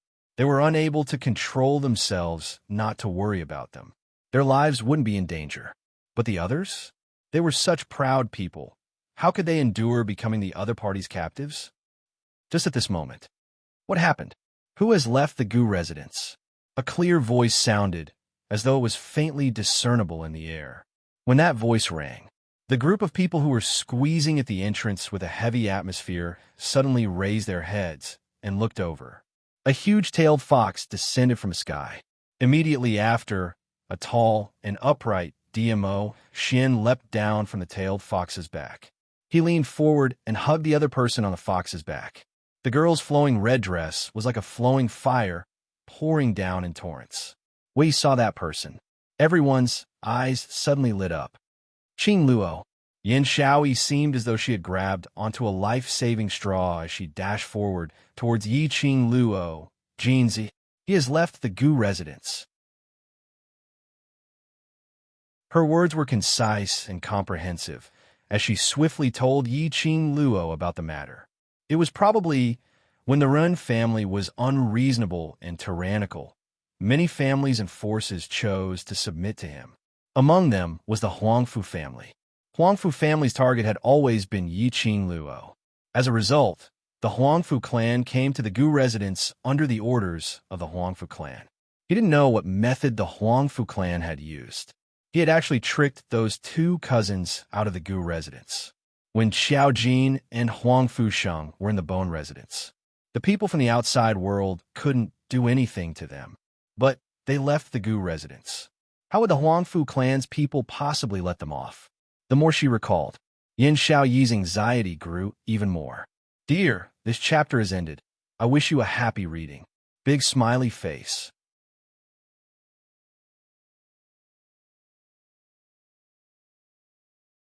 Chapter 45-41. She held Yi Qing Luo's hand as her palms were filled with cold sweat. Qing Luo, Huangfu family. Must be setting a trap for us. Jinzi will be fine. He will be fine, right? I know. Yi Qing Luo squinted her eyes slightly as her long and narrow pupils reflected a piercingly cold glint. Huangfu family's motive is probably not just to lure me into their trap. That Ren Jianying, it's time to meet her. It had always been her who schemed against others. How could others scheme against her? As well as the brothers whom she cared about? Since the other party was trying all ways and means to lure her out, then she would grant them their wish. Yi Qing Luo's lips curled into a smile, swinging into a cold smile. Yin Shao, he wanted to persuade her. But when her gaze landed on DMO Xian, she swallowed her words back. Right, the Overlord was here. The Overlord would protect Yi Qing Luo well. Huangfu family. In the huge courtyard, there was a rain of blood and a foul wind. Sand and pebbles flew as trees were uprooted, turning into a pile of ruins. And in that flying pebbles hurricane, faintly, a few figures could be seen. Xiao Jin and Huangfu Sheng stood in the middle of the ruins. Their long robes fluttered along with the hurricane. Endless profound waves were released from both of them. It surged like the rolling waves of the ocean. A murderous aura filled the entire space, and the surroundings of the courtyard were surrounded by hundreds of guards. There were also dozens of secret guards hidden in the dark, surrounding them tightly. In front of the two of them, an insolent, mocking voice came. You two, your words are pretty. You said you weren't interested in the Huangfu family, but the minute you heard that Huangfu family was re-electing for the position of the family head, you immediately rushed back. Your ambition has been exposed. The smoke dispersed, revealing Huangfu Dongyu's face. On both sides of him stood the third brother Huangfu Qi Fei and the dying Huangfu Fengyan. It was the brother and sister trio again. Xiao Jin's ordinary face had an extremely solemn expression. After hearing Huangfu Dongyu's words, A sliver of disdain surfaced in his eyes. He couldn't even be bothered with Huang Fu Dongyu. We're not here to run for the position of patriarch. Huang Fu Sheng clenched his fists, unable to maintain his composure. I want to find grandfather. What right does a bastard have to call me grandfather? Huang Fu Fengyan revealed a sinister expression. A shameless mother giving birth to a shameless son. Is he even fit to appear in the Huang Fu clan? Living under the same roof and breathing the same sky with you. I even feel disgusted by the air. The three Huang Fu siblings couldn't understand this at all. Why did Grandpa have to be so biased towards a young child? Any one of them would be hundreds of times stronger than that bastard. But Grandfather would never be able to see them. However, not anymore. The Huang Fu clan now belonged to them. They could arrange it however they wanted. He could change the rules however he wanted. Swish! A sharp and cold gaze ruthlessly stared at Huang Fu Fengyan. Huang Fu Sheng's eyes were filled with murderous intent. His tightly clenched fingers made cracking sounds. Xiao Jin's hand pressed on Huang Fu Sheng's arm. Don't be angry. She deliberately provoked your anger so that you would take the initiative to make a move. His expression was calm, and his ordinary face exuded a sense of nobility and majesty. When he looked at Huang Fu Fengyan, he easily suppressed all of Huang Fu Fengyan's voice.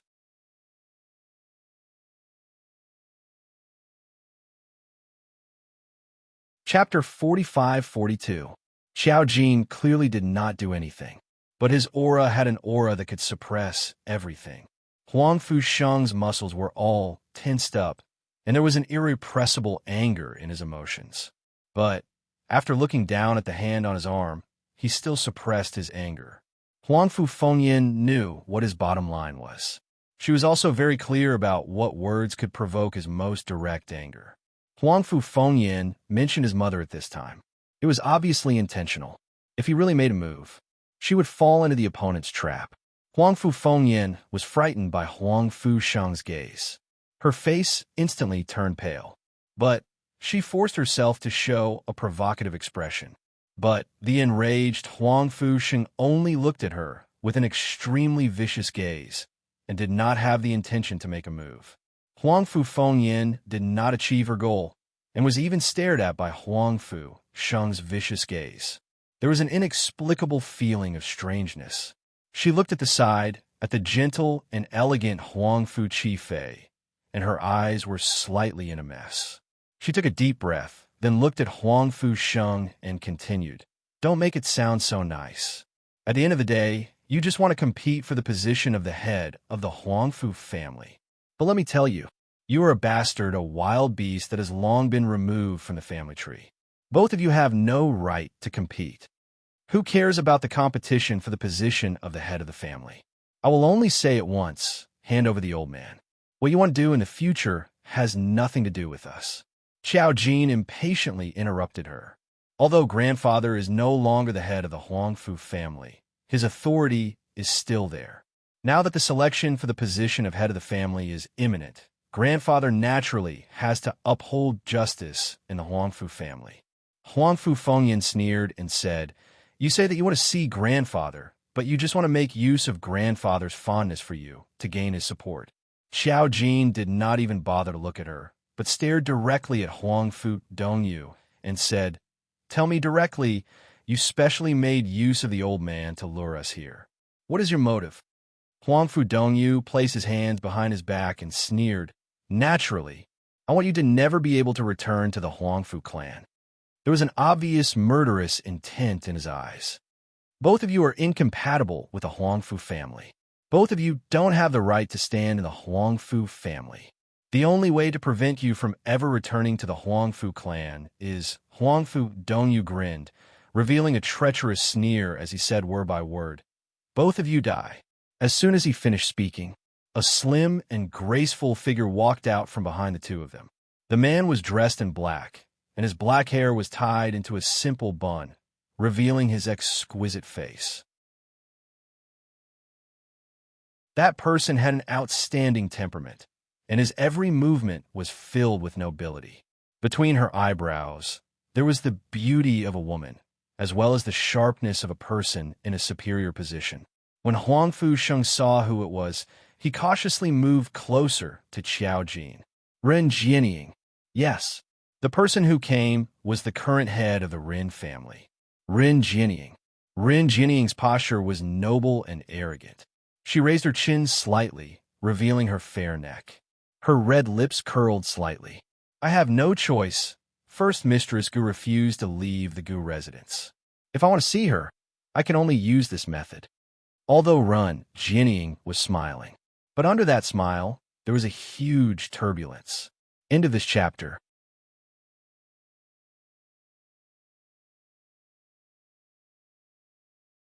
Chapter 45-43. She raised her finger. She didn't waste any words. She directly made her move. Qiao Jin vaguely saw the extremely faint black aura that Ren Jianying swept away when she made her move. It was a little strange. When he looked again and again, he didn't see anything. The next moment, Ren Jianying's attack had already rushed in front of him. As expected of the person who crippled Ren Jianying and became the new head of the Ren family with her own strength. When she made her move, there was no hesitation at all. Qiao Jin and Huangfu Sheng didn't even have time to react. They quickly raised their hands to counterattack. The two sides were fighting. He didn't know if it was Qiao Jin's illusion. Every time Ren Jianying made her move, Qiao Jin could vaguely see a wisp of extremely faint black yin-chi lingering around Ren Jianying. Bang! There was a loud explosion. A figure was sent flying by the mysterious wave and fell heavily to the ground. Then there was the sound of weapons colliding. Huangfu Sheng. Qiao Jin wanted to catch Huangfu Sheng, who was flying out. But he didn't have time to move. Ren Jianying had already attacked from the other side. As soon as she got close, Qiao Jin could almost clearly see the black aura seeping out of Ren Jianying's eyes. The kind of black aura made one's heart palpitate with fear. His heart skipped a beat. The expression on his face also changed slightly. Oh no, this black aura, it was the evil aura of the Dark Palace. Ren Jianying, Ren family, Dark Palace. No wonder. Ren Jianying could so smoothly seize the position of the head of the Ren family, and also so smoothly split the world with the imperial family in the Heaven Realm. With the help of the Dark Palace, it probably wouldn't take long. The imperial family would have to lower their heads to Ren Jianying. This Ren Jianying really couldn't be underestimated. Huangfu Sheng suddenly let out a miserable scream. Qiao Jin's gaze immediately looked over. He saw that Huangfu Sheng's face was pale, his hands forcefully blocking in front of his chest. An obvious black aura suddenly penetrated his body. Blood gushed out in an instant. Qiao Jin lifted his foot, wanting to rush over. However, the woman's soft laughter rang in their ears. I'm really sorry. You two, be obedient and you won't have to suffer so much. This voice was very close. Qiao Jin suddenly raised his head. He met Ren Jianying's sharp and beautiful eyes. She curled her lips at him and smiled sweetly. However, there was a bloodthirsty sneer in his eyes. Qiao Jin quickly retreated. She was actually this powerful. To actually be able to use the mysterious Yin energy of Dark Ghost Palace properly. His movements were a step too slow. The power that erupted from Ren Jianying shook the surrounding air. Suddenly, he felt as if something was squeezing his chest. The next moment, blood flowed out from Qiao Jin's mouth. His body also staggered a little. Don't worry, I'll be gentle. Besides, I don't want your lives. Ren Jianying was still smiling faintly. What I want is just to use the two of you to trick Miss Gu to come over. Stop struggling. None of you will be able to escape. The smile at the corner of Ren Jianying's mouth grew wider. She walked in the direction of Qiao Jin and Huangfu Sheng. Every step she took, the black aura that lingered around her body became stronger. It carried a cold, killing intent. At this moment, a cold and melodious voice rang out leisurely. I didn't expect that I would have such a big face for Miss Ren to spend so much effort to trick me.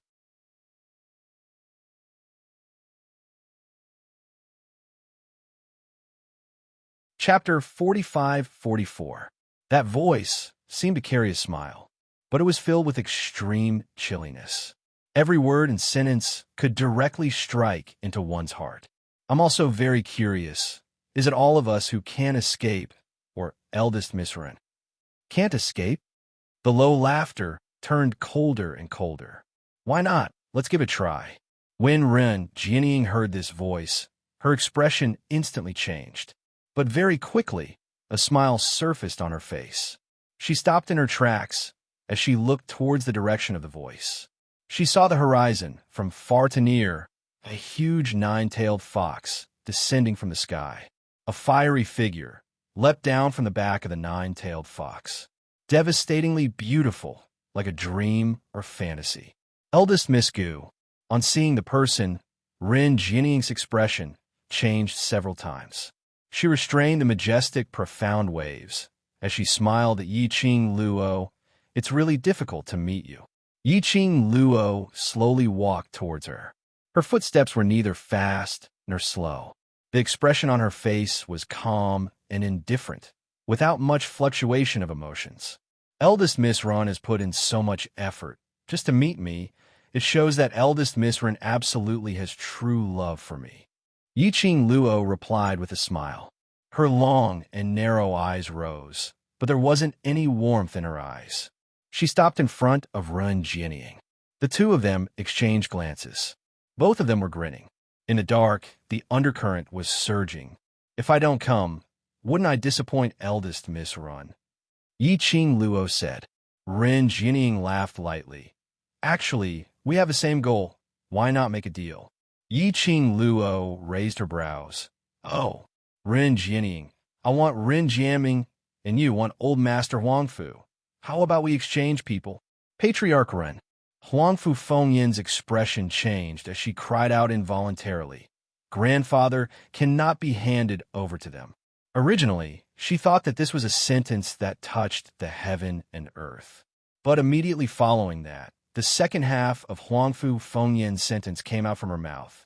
Huangfu family is still waiting for grandfather's words. If we let grandfather call for them now, there's a possibility that grandfather will find the next successor from those two bastards.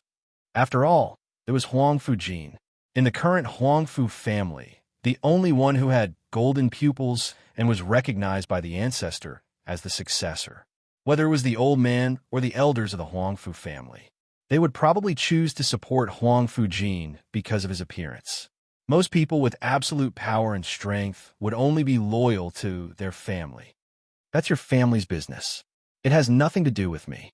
Ren Jianying glanced at him indifferently, her eyes filled with disdain and mockery. Huangfu Fengyin was both angry and annoyed. She clenched her fists and said, "Didn't you say that you wanted to cooperate with the Huangfu clan?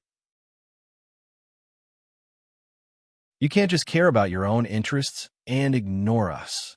Fengyin. Huangfu Qifei's elegant brows furrowed as he reached out to grab Huangfu Fengyin's arm, signaling her to shut up. Ren Jianying swept her gaze in the direction of the Huangfu clan. His expression was extremely arrogant. Cooperation has always been driven by interests. Why can't I just care about my own interests? Ren Jianying rolled her eyes at her, as if mocking her 5 fingers and stupidity. Following that, his attention returned back to Yiqing Luo.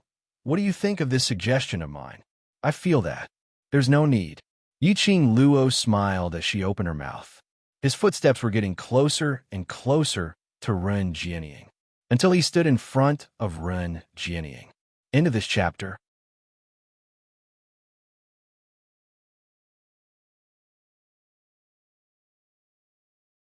Chapter 45-45. Yiqing Luo leaned forward slightly as she got closer to Ren Jianying. She leaned close to Ren Jianying's ear. She laughed softly. This distance was extremely close. So close that Yiqing Luo could clearly feel that when she got closer, Ren Jianying's body had turned stiff. Even his breathing had become a lot more hurried and messy. Yiqing Luo's slender brows rose slightly as her pink lips curled into a smile, which didn't look like a smile. Eldest young Miss Ren seems very anxious. Her words had just ended. Ren Jianying hurriedly took a step back. Her breathing and emotions were obviously even more messed up. Yiqing Luo took another step closer as she maintained the distance between her and Ren Jianying as she suppressed her voice. Ren Jianying is the person I want to protect now.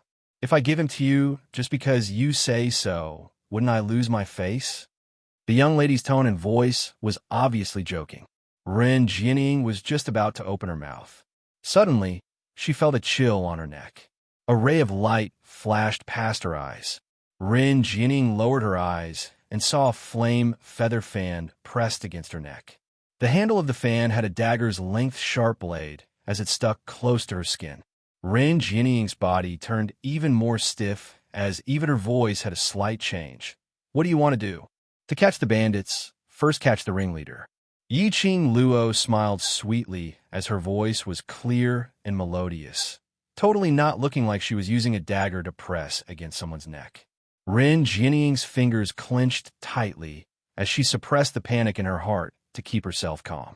It had been a long time since she had lost her composure like this. She shouldn't be like this. No matter what happened, she would absolutely be able to deal with it calmly. Ren Jianying shut her eyes tightly as her voice had already calmed down. Eldest young Miss Gu, even if you capture me, it's actually not of much use. You've seen it for yourself. The 3 Huangfu siblings have deep enmity towards me. Even if it's what I say, they won't listen to it. The meaning behind her words. Even if they captured her, the 3 Huangfu siblings would also take action. Oh, Yiqing Luo casually replied with an "oh" word and innocently blinked her eyes. I don't intend to capture you to negotiate terms with them. She paused for a moment, and the corners of her mouth curled up into an extremely shallow arc. He was extremely evil. Her tone and expression seemed to be mocking the Huangfu clan. She didn't put them in her eyes at all.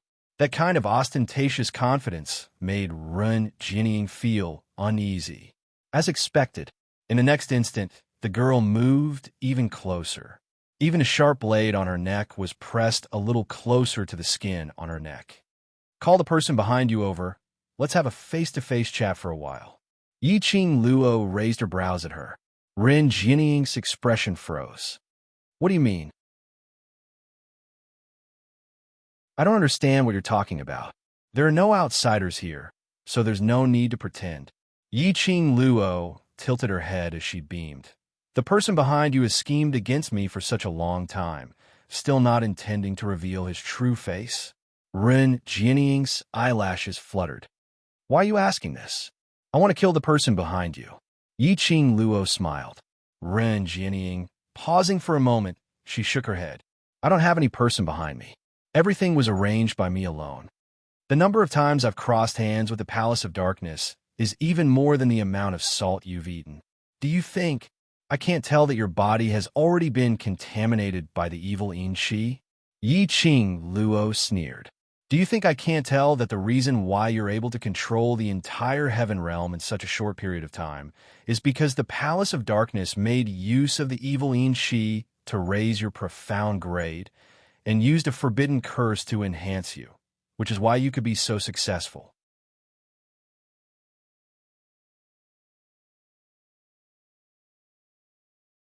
Chapter 45-46. Yiqing Luo's slender fingers lightly tapped on the sharp blade. Looking at the blood flowing out from the lady's neck, her lips curled.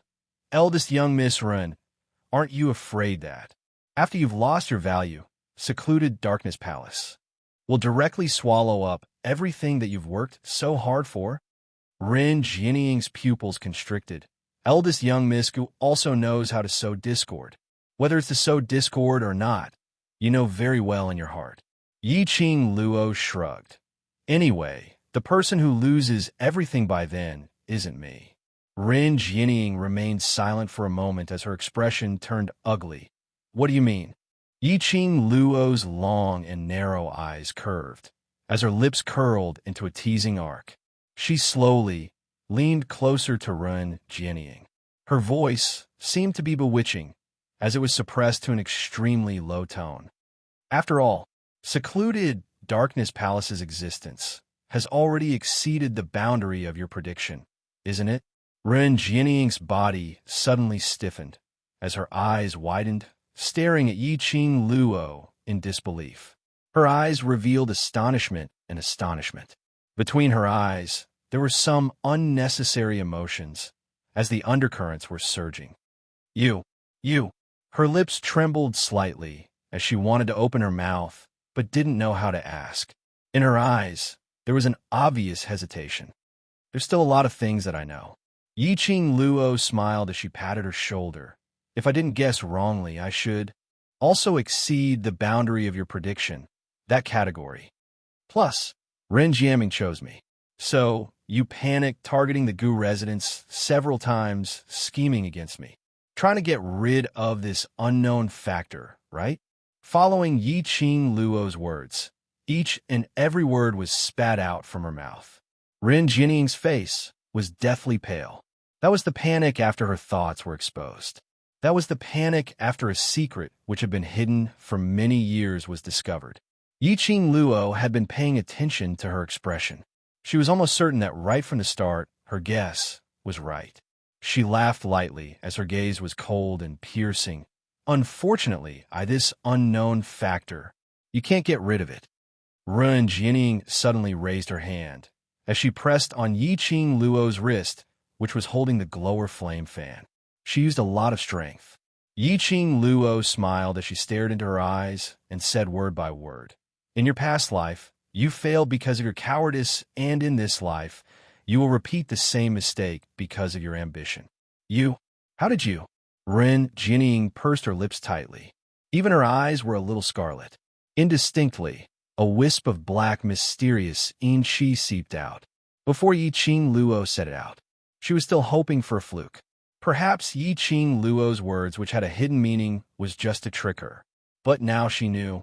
Yi Qing Luo really knew about her hidden secret. She thought that it was impossible for anyone in the world to know this secret. But Yi Qing Luo knew. Her secret had been found out by someone. Miss Gu, if you're smart enough, you should know what to do. The smile on Yi Qing Luo's lips deepened. Scram. Tell the person behind you. If he wants something, he can come and get it himself. After hiding for so long, it's time for him to see the light of day, she finished speaking. He moved his wrist slightly. A wave of profound energy rippled. She pushed Ren Jianing away. Ren Jianing staggered as she fell onto the ground. She had not regained her senses as she sat on the ground in a daze. Her eyes were filled with shock as she looked at Yi Qing Luo in panic. In her eyes, there were turbulent waves.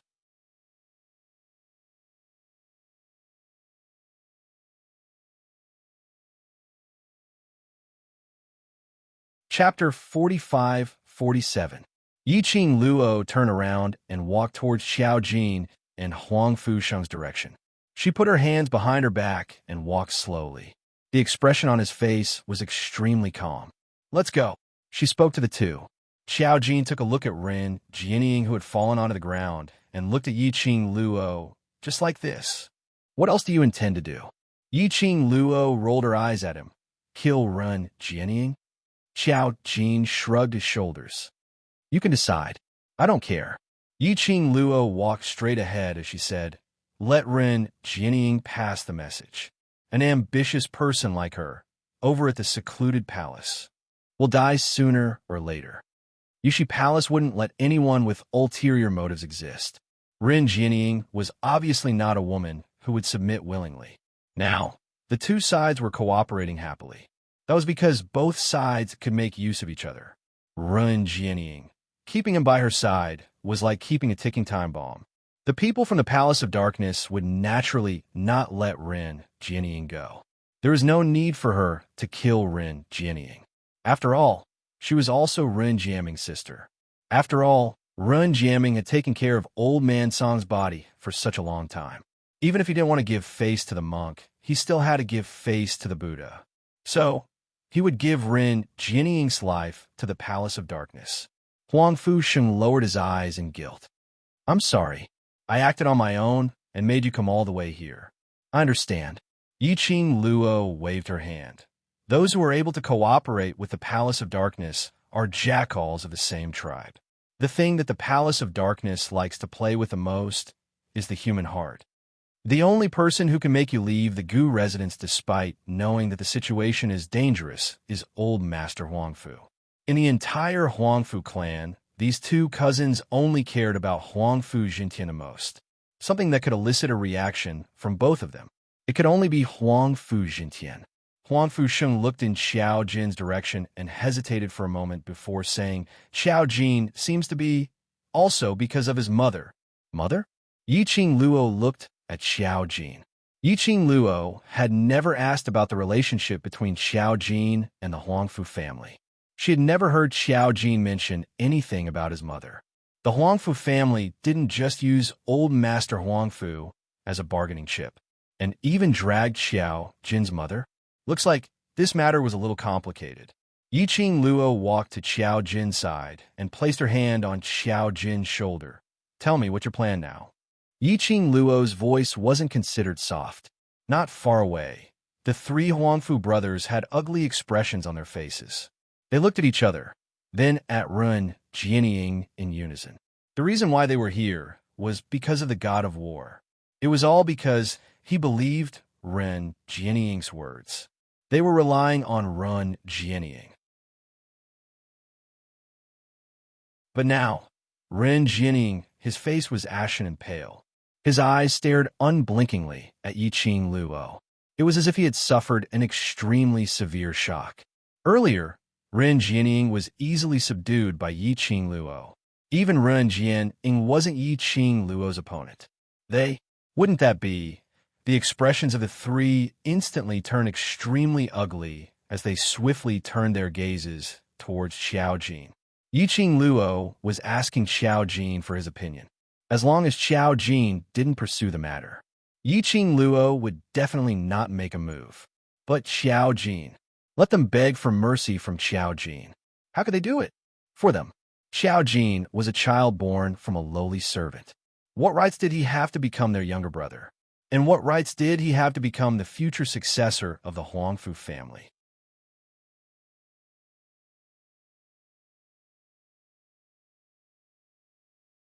Chapter 45-48.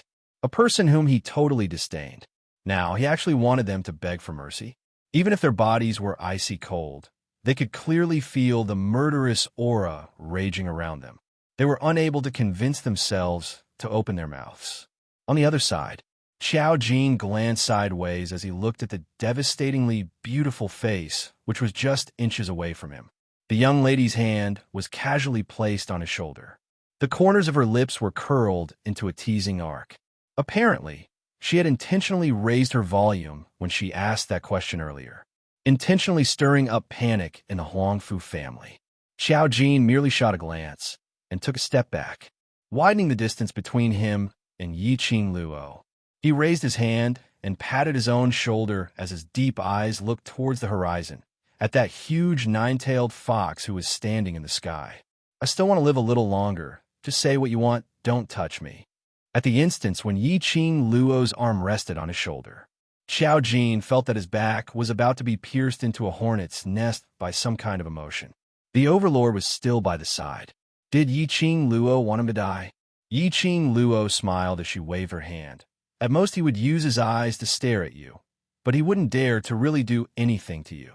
Xiao Jin expressed that with just this glare, he could already feel death waving at him. All right? The two of them were still chatting as though there was no one else around.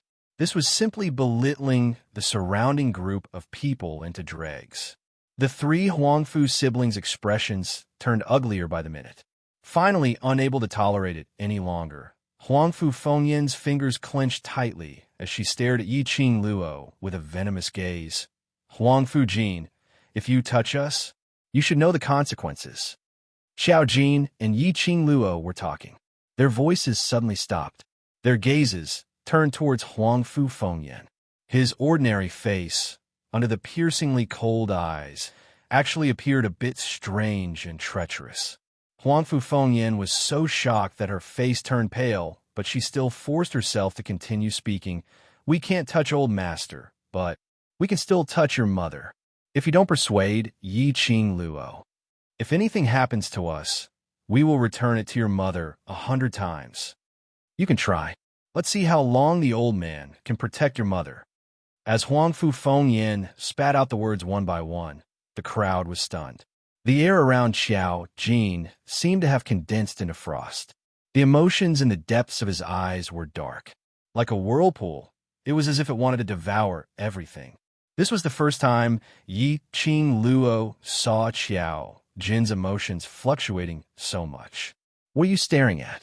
Huangfu Jin, you are an inauspicious person. You are a bastard. You, Pa. Suddenly, a clear and resounding slap resounded.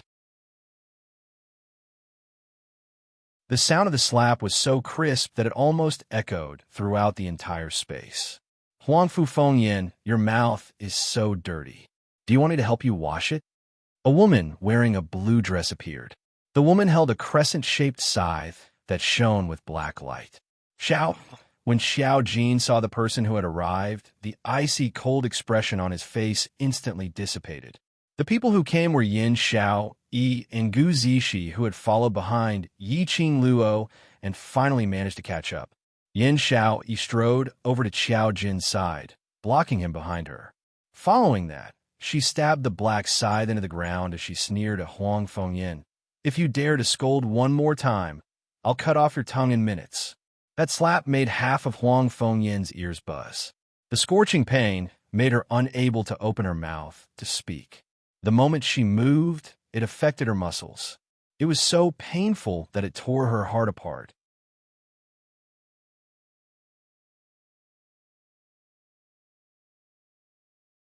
Chapter 45-49. Xiao Jin wrapped his arms around Yin Xiaoyi's waist. He placed his head on her shoulder. A light laugh came out from his lips. That laughter was filled with obvious joy. The coldness in his body had already faded. The expression on his face had also returned to his usual look. Now he had Xiao Yi. He was no longer alone. The lonely days that he had been through, it would not appear again. Feeling the man's aura, it gradually calmed down. Yin Xiao Yi patted the back of his hand and pacified him. Be good. I'm here. Whoever dares to insult you and your mother, I'll swing my sickle, and they will definitely die. She patted Xiao Jin's hand.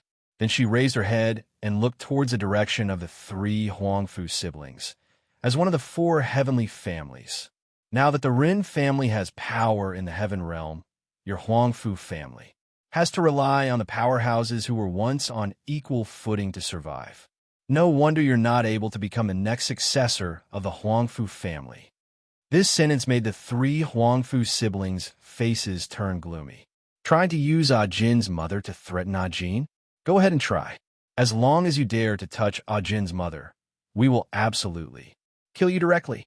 Yin Xiaoyi's eyes were filled with coldness. Huangfu Dongyu clenched his teeth, but had no way to refute her words. Xiao Jin's mother was their last bargaining chip. They indeed didn't dare to move. Trying to sow discord. By the side, Ren Jianying, who had regained her composure, opened her mouth slowly. The current her was no longer as flustered as before when her secret was exposed by Yi Qing Luo. If one looked closely, they would be able to see a complacent smile on her brows. Complacent? Yi Qing Luo's brows rose slightly. She had been paying attention to Ren Jianying's situation. Ren Jianying had been immersed in the fear of her secret being exposed. Her emotions had been unable to calm down. But at that moment earlier, she seemed to have gained some confidence. Yi Qing Luo's brows twitched as she suddenly thought of something and immediately opened her mouth. Go. Just as she finished her words, a voice rang out. All of a sudden, the entire ground caved in. Yi Qing Luo's feet were in the air as she swiftly fell downwards. Gravel flew everywhere as the mountains collapsed and the ground cracked. The next moment, her waist tightened. Her body was pulled into a warm embrace. Yi Qing Luo hooked her arm around his neck. The man picked her up by the waist, and with a sudden leap, he landed on the ground. Xian. Yi Qing Luo's little head popped out from his arms. Where is this place? Dmo Xian put her down on the ground, but his other hand was still hugging her waist tightly. Array. Another formation. Yi Qing Luo surveyed the surroundings. Earlier when I saw Ran Jianying's sudden confident look, I already guessed it. The Palace of Gloomy Darkness had countless forbidden spells and spells. This was especially true for forbidden formations that defied the will of the heavens. Since Ren Jianying was working with the Palace of Gloomy Darkness, then he used all sorts of methods to trick Huang Fusheng and Xiao Jin out of the Gu residence. He had already achieved his goal of luring her here. How could he not have prepared a foolproof plan? Moreover, this time, it was definitely not a small fight. Ren Jianying controlled the heavenly realm, which meant that the heavenly realm was already in the hands of the Dark Palace. The Palace of Gloomy Darkness had revealed her secret to the public. Apparently, they were anxious to get something from her. The mastermind behind the Palace of Gloomy Darkness finally couldn't take it anymore. Now, the place they were in was a stretch of empty space. It was a patch of gray, and they couldn't see the scene in front of them clearly.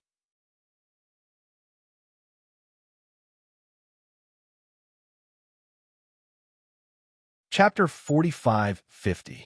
Is this an illusion?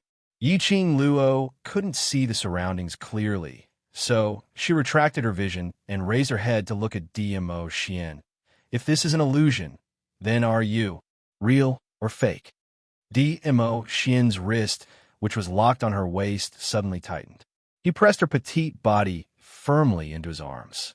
Following that, he lowered his head and placed it on her shoulder. His thin lips were very close to her earlobe. His warm breath splashed onto the young lady's skin. Lil Luo isn't always able to easily differentiate whether I'm real or fake. So now, Lil Luo, tell me, am I real or fake? The man's low and hoarse voice was very magnetic and alluring. As he spoke, he gave out a low and light laugh. Yiqing Luo's petite body trembled slightly. There was a scorching feeling on the skin on her neck. She rolled her eyes at the man as she raised her hand to block the man's mouth, which was on her neck, and pushed his head away. Fake. Fake. My Xian is not this kind of beast who could be aroused anytime and anywhere. She still didn't know what kind of ray this was. He was just messing around there. What if this illusion was something? The outside world could see it clearly. Wouldn't it be too embarrassing? Looks like Lil Luo still doesn't understand me well enough. DMO Xian's thin lips rose slightly as his face was handsome and elegant. His hand slid upwards and held on to Yiqing Luo's little hand, which was nudging his head. When facing Lil Luo, I'm a beast.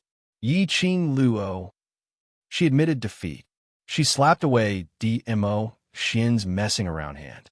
Yiqing Luo walked forward, and as she walked, she looked around. Stop fooling around. Let's find out what this place is first. Everyone should be scattered in different parts of the array, so we have to find everyone first to ascertain everyone's safety. DMO Xian's hands hugged Yiqing Luo's slender waist tightly from behind. Following that, he placed his head on her slender back. He sighed softly. I feel that I haven't been alone with you for a long time. I'm really not happy. Yiqing Luo halted her footsteps as she held onto the man's large palm and turned around. She raised her head, and her glistening eyes met DMO Xian's eyes. Recently, there are indeed a lot of things. She knew what DMO Xian was worried about. Ever since they arrived in the Earth domain, she had always been separated from DMO Xian. It wasn't easy for them to meet. Then, they immediately separated due to other matters. DMO Xian missed him. How could she not miss him as well? Yiqing Luo's arms encircled the man's waist, and her voice softened. Everything will be settled soon from now on. We will be together every day and never be separated again. Yiqing Luo buried her head in the man's arms. She did not notice that DMO Xian's lips had slightly curled upwards because of her gentle words. Also, his pair of peach blossom eyes that were like a pool of spring water seemed to be faintly discernible as he glanced at a certain place in the sky. It seemed to be a provocation. It also seemed to be a warning. Then, his thin lips curled up again. He buried his head in the young girl's neck. I feel that this time is still very far away. How will Lil Luo comfort my lonely heart? It was rare to see her man acting coquettishly. Yi Qing Luo's brows were overflowing with tenderness. She laughed softly. Her hands cupped the man's face as she slowly placed her pink lips on his and planted a kiss on his lips. "All right, I'll make it up to you after we return, be good." DMO Xian's large palm locked onto Yi Qing Luo as he deepened a kiss.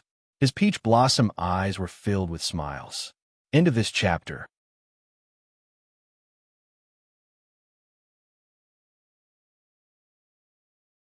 Chapter 45-51. Looking at the man's complacent look, Yi Qing Luo's expression turned even more gentle and tender. This man was addicted to acting coquettishly. Yi Qing Luo pinched his face. "All right, let's go find out how to leave this godforsaken place." This time, DMO Xian didn't pull her along to display his affection. Instead, he held her little hand and followed behind her obediently. What's going on?" "Xiao Yi, hold on tight. Zishi, don't move." The earth quaked and the mountains shook as the ground kept on collapsing. Yin Xiao Yi and the rest frantically found a safe place as they stabilized themselves. About the time it took for an incense stick to burn. Only then did the shaking of the earth and mountains slowly stop. Xiao Jin held the dagger which was stabbed into the stone wall, while the other hand held onto Yin Xiao Yi. The both of them were hanging on the edge of the cliff. Below them, because of the collapse earlier, had turned into a bottomless abyss. And on the other side of the cliff, Gu Zishi and Huang Fusheng were hugging each other tightly. The place where the both of them were standing had cracked stone walls, as though a slight movement would cause them to fall. The surroundings had turned into a pile of ruins because of the earlier tremors. The place where the four of them were at was extremely dangerous. There was a possibility that a slight movement would cause the next wave of collapse. Then it would cause the next wave of collapse. Yin Xiao maintained the calmness of her breathing as her eyes surveyed the surroundings. Finally, her gaze landed on a group of people on another mountain not too far away. Huangfu family and Ren Jianying. Ren Jianying stood right at the front as her face was filled with an unconcealable cold smirk. Yin Xiao silently cursed him for being sinister. She immediately raised her head and looked at Xiao Jin. "How is it? Can you still hold on?" Xiao Jin replied, "No problem. Let's go up first." "And man, hold on tight. I'll do it." Yin Xiao Yi's slender hand moved as the black sickle in her hand suddenly swung upwards.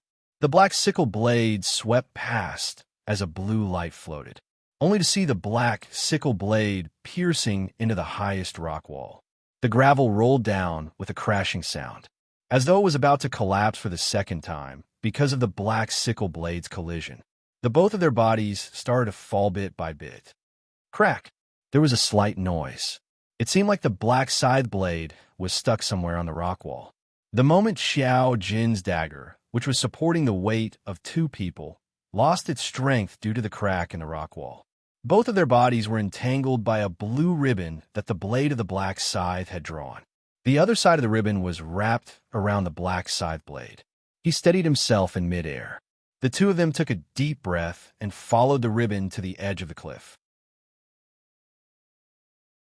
The sound of rocks tumbling into the abyss sounded as if the cliff was about to collapse again. On the other side, the two of them also helped each other to leave the most dangerous area. However, as he stood on this side of the cliff, he felt a chill run down his spine.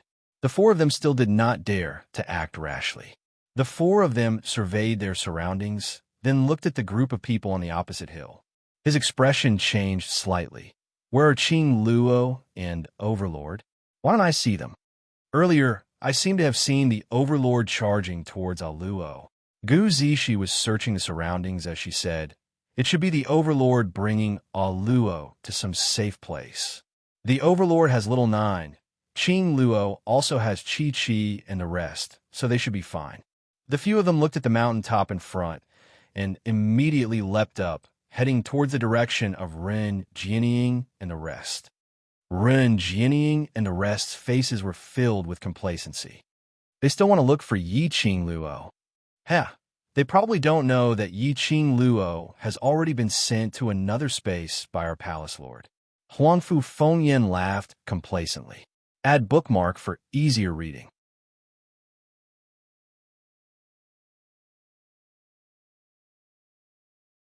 Chapter 45-52. Without Yiqing Luo around, can they still survive? Huangfu Dongyu's lips curled into a sinister sneer. Huangfu Fengyan sneered, "Of course not. These few trash in the lower realm, like Nirvana realm, they might be experts, but this is Heaven realm. Who do they think they are? We can finally kill those two eyesores. It's so satisfying." Huangfu Dongyu and Huangfu Fengyan exchanged glances as they smiled. "Don't be happy too early." Huangfu Qifei's gentle face turned gloomy as he said calmly, "Haven't you noticed? The Overlord has disappeared too." After Huangfu Qifei's reminder, the two of them then reacted.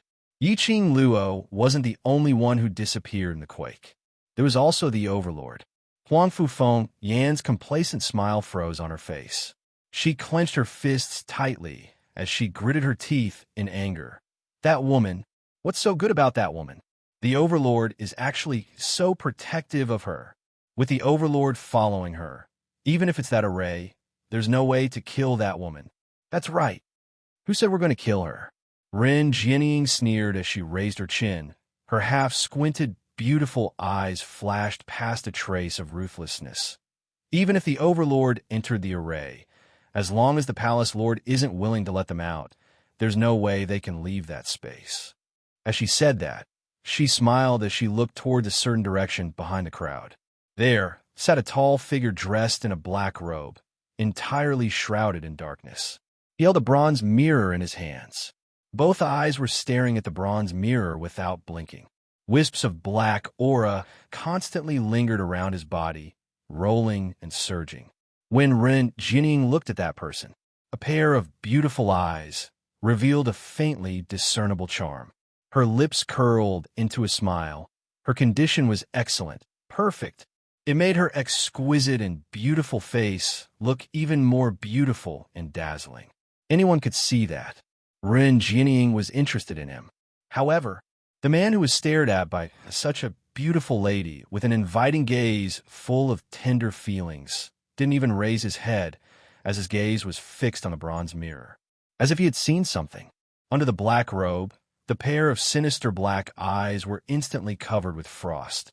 The cold air around his body also dispersed at this moment. Suddenly, he slammed the bronze mirror into the ground. His aura also followed suit and became filled with killing intent. For a moment, the atmosphere became extremely oppressive and strange. The three Huangfu siblings didn't dare to speak again. Ren Jianying hid the seductive look in her eyes and glanced at him and the bronze mirror that was pressed on the ground. If her memory served her right, the copper mirror in his hand was used to see what was happening inside the spell formation, which meant that he could directly see everything that Yiqing Luo and Dmo Xian had experienced after they entered the array. After the Palace Master of Gloomy Palace sent him into the formation and into another space, he held the bronze mirror and looked at the situation inside the formation. How could it suddenly? Why is he so angry? Did he see something in the bronze mirror?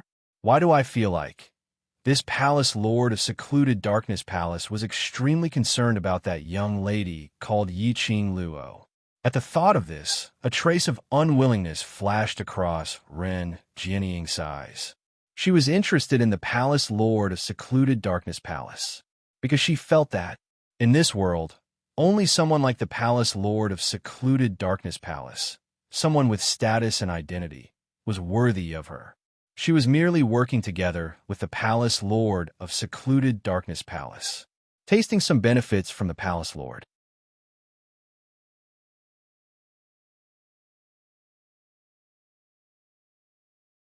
Chapter 45-53.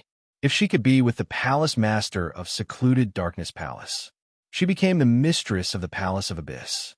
It would be even easier for her to get what she wanted. She wouldn't have to submit herself to an elder of the Palace of Gloomy Shadows who could only say a few words. Thinking of this, Ren Jianying calmed herself down and put on a beautiful smile as she walked towards the Palace Master of the Secluded Palace. Her steps were slow and graceful. When she walked in front of the palace master of the gloomy palace, she leaned forward and smiled gently at him. "Palace master, do you think I'm right?"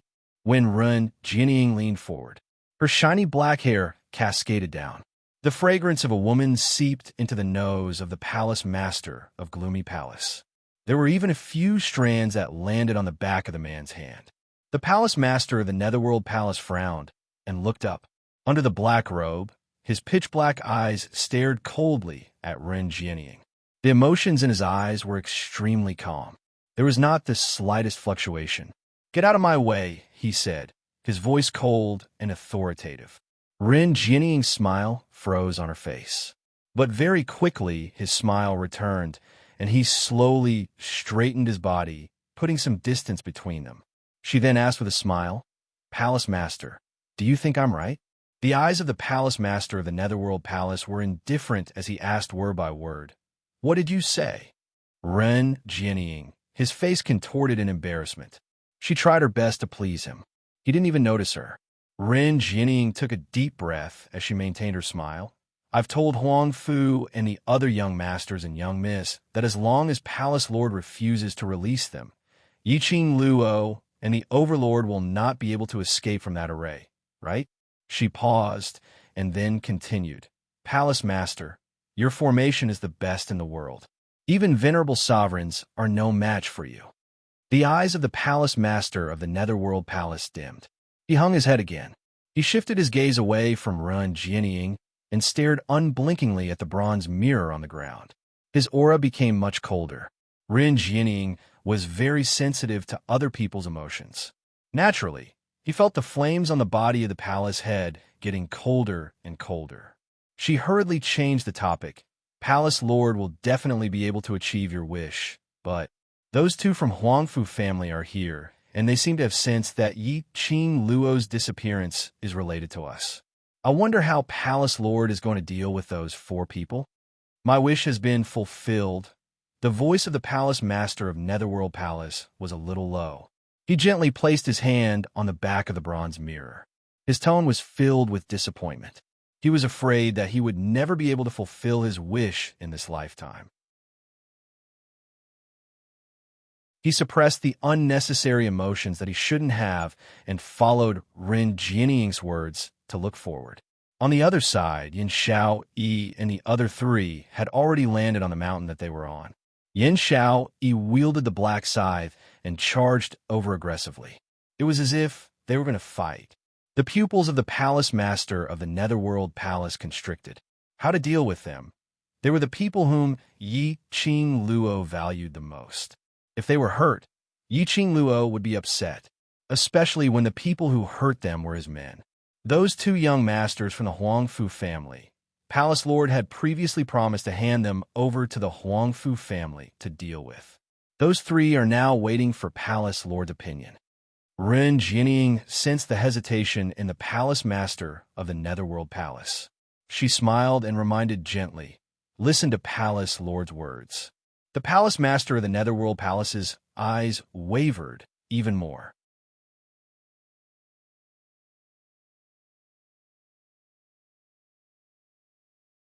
Chapter 45-54.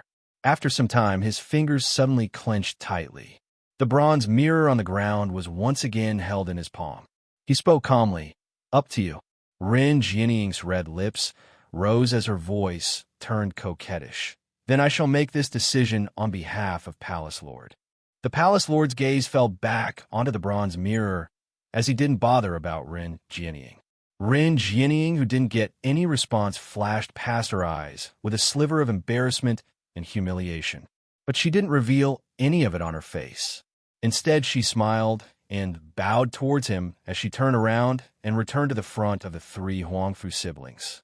"Patriarch Ren, what were you talking about with that Palace Lord earlier?" Huangfu Fengyan's gaze turned towards the man dressed in black robe. Anyone could tell what she was thinking in her eyes. Ren Jianying saw the emotions in Huangfu Fengyan's eyes as she snorted in disdain. But the smile on her lips was very shallow.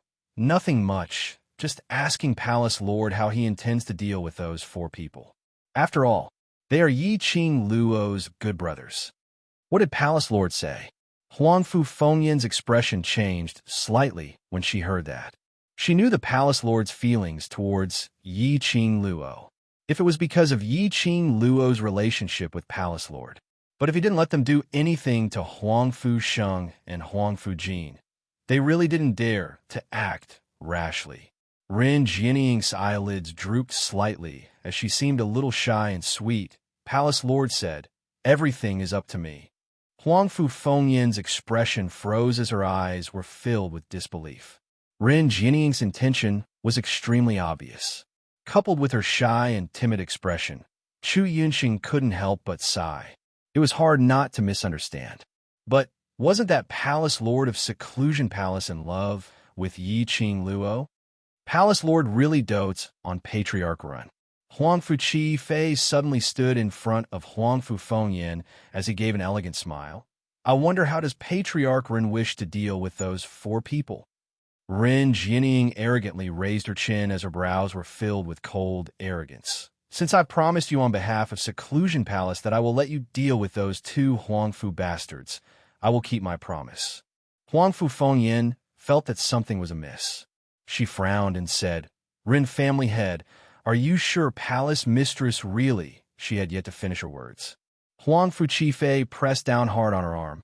The strength of his 5 fingers seemed to have pierced into her flesh. Huangfu Fengyan's face turned pale from the pain, and she couldn't say a single word. Huangfu Qifei smiled warmly and continued Huangfu Fengyan's words. Many thanks, Patriarch Run. Then leave the 4 of them to our Huangfu clan. Ren Jianying's ice-cold gaze swept past Huangfu Qifei and landed on Huangfu Fengyan. She sneered and curled her lips. Her red nail lightly pressed against her lips. The Huangfu family really needs a smart person like you to take charge of the situation. Huangfu Qifei's smile grew even wider. Many thanks for the praise, Patriarch Run. Ren Jianying waved her hand arrogantly, turned around and walked towards the palace master of Twilight Palace. He looked at her back as she left.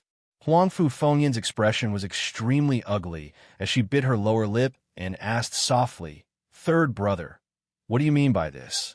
It's fine if you're stupid at home, but in the current situation, you're still stupid. Even if you die, you deserve it. Huangfu Qifei slowly let go of her wrist, and the space between his brows was still as warm as jade.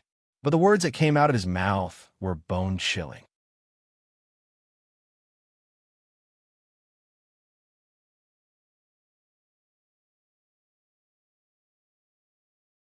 DMO Xian's large palm clasped her little hand as he chuckled. I just want to look at you. Yi Qing Luo. Flirt again. She put on a serious face and got down to business. If I'm not wrong, this array has separated us from Xiao, Yi, and the others. Unless we break this array, otherwise we won't be able to see Xiao, Yi, and the others. Xiao, Yi, and the others will be fine, right? Separate her from her brothers. Was their goal to target her? Xiao Jin and Huangfu Sheng? Those 3 Huangfu family siblings all had strong ambitions. Towards Xiao Jin's existence, they were fearful. Towards Huangfu Sheng's existence, they were jealous and indignant. If they were given a chance, they would definitely not let Xiao Jin and Huangfu Sheng off. End of this chapter.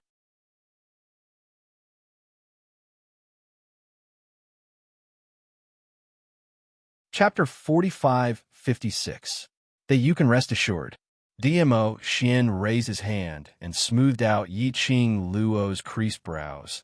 Don't belittle those brothers of yours. Yi Qing Luo smiled as she pursed her lips. I've never belittled them, but the opponents aren't ordinary people. This was the Heaven Realm. They were the Huangfu clan and the Gloomy Palace.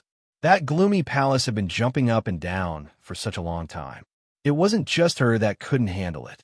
Even the Emperor Palace had not been able to find out who the mastermind was until now. It was enough to show that the power behind the Dark Abyss Palace was far beyond her imagination. Don't forget, Xiao Jin is the acknowledged successor of the Huangfu clan. DMO Xian pinched her nose. With the Huangfu family's golden pupils, his strength is not necessarily below yours. Yiqing Luo was slightly shocked.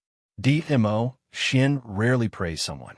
To be praised by DMO Xian, it meant that the other party was really strong. Who would have thought that Xiao Jin, as the successor of the Huangfu clan, would actually possess such formidable strength? He even pretended to be a pig to eat a tiger. If he had known earlier, he would have left most of the matters to Xiao Jin to settle. Hearing what DMO Xian said, Yiqing Luo's heart finally heaved a sigh of relief. She clasped her hands together. The most important thing now is to find the eye of the formation, break out of it, and rush to their side as soon as possible. Pausing, she used a suspicious gaze to size DMO Xian up and down.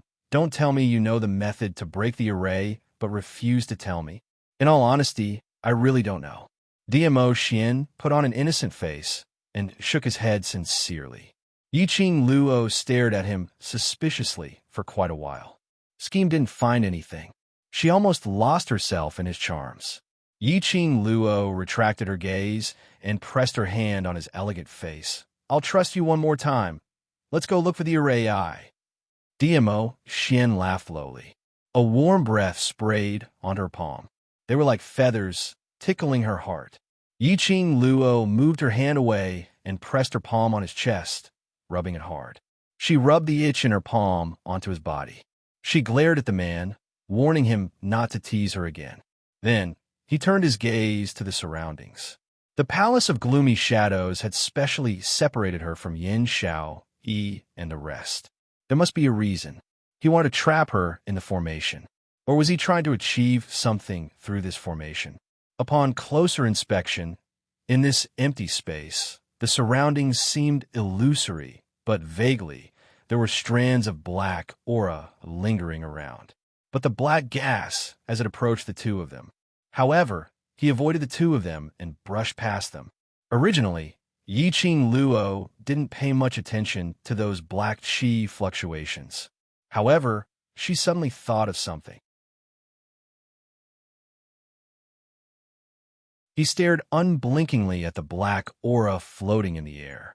As expected, he found that the black gas was floating in the same direction. Found it. Yiqing Luo held onto DMO Xian's hand as they headed towards the direction where the black qi was floating. After a while, the scene in front of them was no longer empty. Instead, it was a bloody catastrophe. The sky was dyed red with blood. The field was littered with corpses. The war drums continued to beat. The two of them stood in the middle of the battle. The sudden scene caused Yiqing Luo to be in a daze.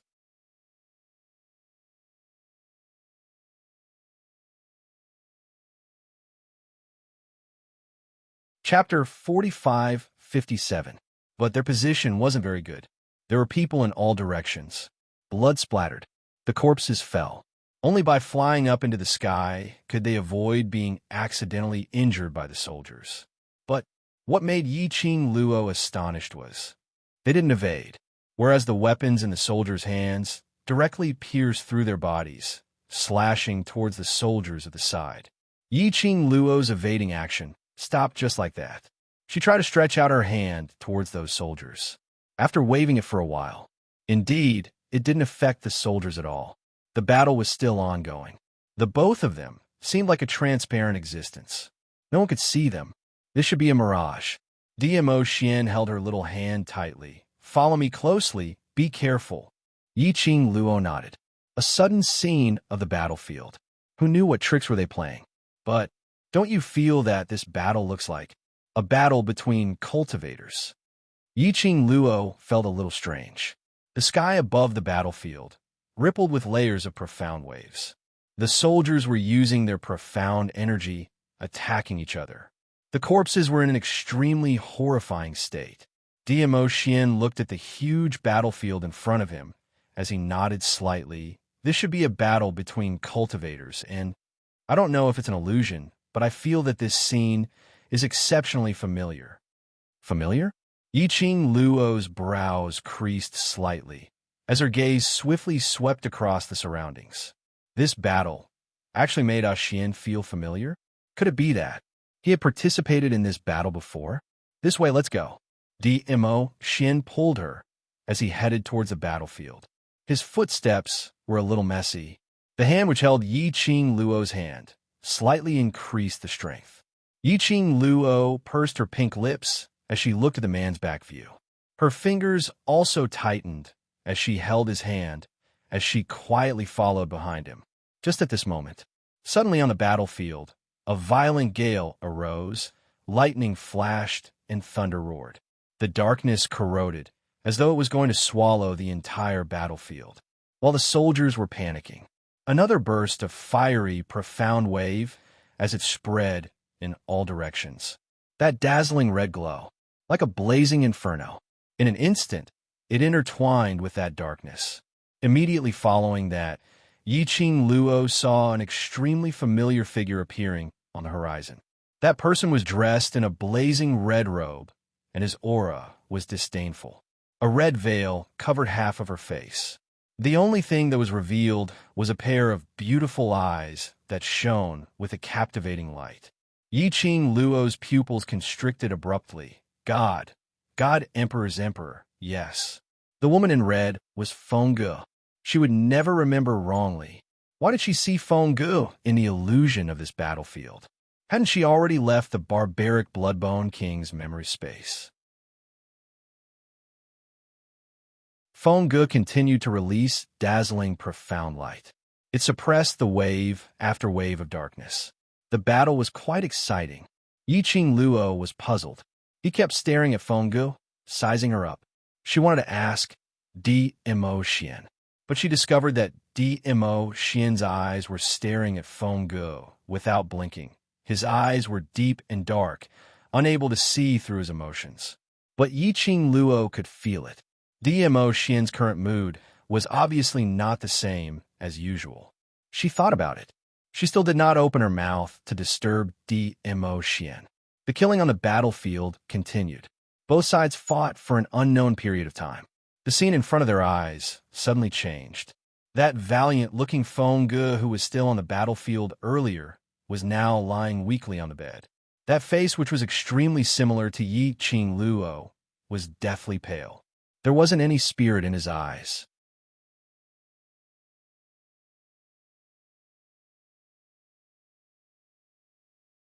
Chapter 45-58. Yi Qing Luo's heart felt as though it was pricked by a needle, with some faint stabbing pain. Her breathing quickened as she stared unblinkingly at the deathly pale face. Her throat felt as though it was being choked by something. That little hand which was grabbing on a DMO Xian unknowingly increased its strength. The sovereign of the Divine Emperor. How could he become so weak? I've roughly guessed the reason why the Nether Palace used this array to trap you. DMO Xian stretched out his long arm and pulled the young lady into his embrace. The palace master of the secluded Darkness Palace didn't get any information he wanted when he entered the barbaric Bloodbone King's memories. But you, in that memory, can see memories that they can't see. So, they want to use this memory to dig out what you know about that period of time in the past and get the clues they want. Yi Qing Luo's eyelashes fluttered, but I didn't see any of these in the Bloodbone Barbaric King. This should be the part of the memory that the Palace of Gloomy Darkness knows. DMO Xian's vision looked towards the young lady who was lying on the bed not too far away, who looked extremely similar to Yi Qing Luo. He sighed softly. The Palace of Darkness wants you to know about this part of your memories. The Tenebrous Palace also had the memories of the Divine Emperor. Could it be the person behind the scenes of the Palace of Gloomy Darkness was also someone from that time? That person. Why do you let her see this memory of the Divine Emperor? Stay awake. Don't be affected by everything here. DMO Xian's gentle voice was close to her ear. His warmth enveloped the girl. I don't know what method Tenyu Palace is using to search your memories, but as long as your will is strong, Tenyu Palace won't have the chance. Yi Qing Luo took a deep breath and clenched her fist. All right. As the two of them spoke, Fengge suddenly spat out a mouthful of blood. The blood was obviously jet black. She was poisoned. Yi Qing Luo's pupils contracted slightly. The sovereign of the Divine Emperor was poisoned. How did she get poisoned? Yiqing Luo's heart was in a mess, and she was just about to step forward to check out what poison it was. He had yet to move. He saw an old woman in her 50s, holding a baby in her arms, walking over quickly. When he saw the old woman, Feng Gu, who was lying on the bed, immediately propped herself up and looked at the baby with infatuated eyes. Quick, quick, bring Luo over. Her face was filled with reluctance and attachment to the little baby. Master, the old woman carried the baby to Feng Ji's bedside and handed him over. Feng Ji's hands were shaking. He gently touched the soft baby. It was like he couldn't wait to tightly pull her into his embrace. However, he was also worried that he would crush the baby, so he kept controlling his strength. Luo, I'm sorry. Feng Ji's reddened eyes stared deeply at the baby's face. Since you were born, Mother has not been able to properly accompany you now. I can't keep you company anymore. Tears rolled down Feng Ji's cheeks. The baby was still ignorant. He grabbed Feng Ji's hair with his little hands and squeaked. Feng Ge held the baby and talked for a while, until that face was so pale that it looked like he would stop breathing the next moment. She couldn't bear to shift her vision to the old woman. Grandma Bai, carry Luo well.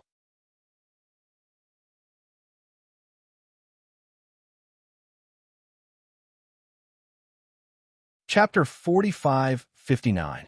The old lady carried the baby carefully as she looked at Feng Gu with heartache. God Emperor, Qing Luo is right here. This old servant will take good care of her. Take a rest first, and when your body is better, you'll be able to accompany Qing Luo. Feng Ji's gaze returned to the baby's face. Her eyes were burning as she stared greedily, as if she wanted to remember the baby's face in her heart. That kind of tenderness, that kind of reluctance. There's no time. Her voice was very hoarse, as if something was strangling her. Grandma Bai, you know. I don't have time. The old lady's eyes turned red. No, God Emperor, you'll be fine. She placed the baby in her arms in front of Feng Gu and said in a choked and anxious voice, God Emperor, look here, this is your child. Don't tell me you can bear to leave her alone. Feng Ji's lips twitched, as if she wanted to laugh, but she couldn't muster up any strength. Can't bear to? How could I bear to? Her voice was so soft that it was mixed with the wind, making it sound unreal. But it's too late, there's no time. Feng Gu closed her eyes in pain. The tears overflowed from the corners of her eyes and slid down her cheeks. The old lady was almost choking with sobs. Feng Gu adjusted her breathing and let the old lady carry the baby, facing her face. She took a deep breath and closed her eyes again. Suddenly, her 5 fingers moved, pierced into her heart. Blood blended with her blazing robe. The air seemed to be filled with a thick smell of blood. The old lady cried out involuntarily, God Emperor, what are you doing? The old lady panicked and wanted to put down the baby to stop Feng Ji's self-harm. But before she could move, Feng Ji's painful voice stopped her. Grandma Bai, don't move. The moment she spoke, her breathing became messy. It affected the wound on her chest, and the pain was twitching. That originally pale face, at this moment, looked even paler. There was no trace of blood on it. This was not only the old lady choking with sobs. Even Yiqing Luo, who was standing by the side, couldn't stop her tears from flowing down along the corners of her eyes. Yiqing Luo was totally unable to control her own emotions. His heart ached to the extreme. Dmo Xin gently patted her back as his gentle lips kissed her hair, his actions soothing her gently. Finally, Feng Ji's hand slowly stretched out.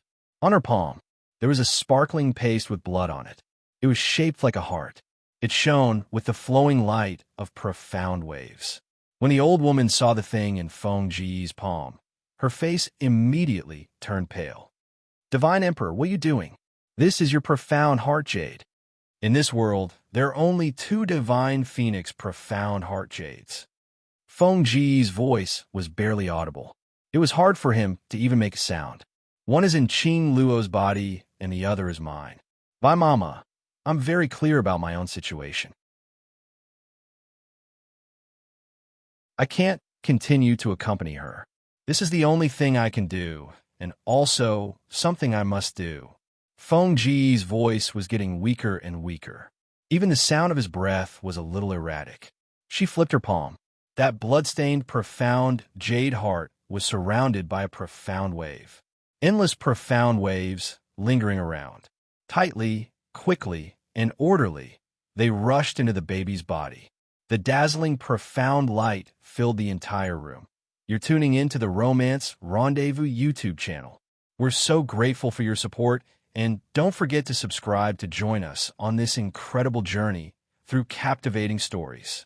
Your generosity through donations truly makes a world of difference, as it's the primary source of revenue that allows me to expand and enhance this channel for you. Thank you from the bottom of my heart for being a part of this adventure.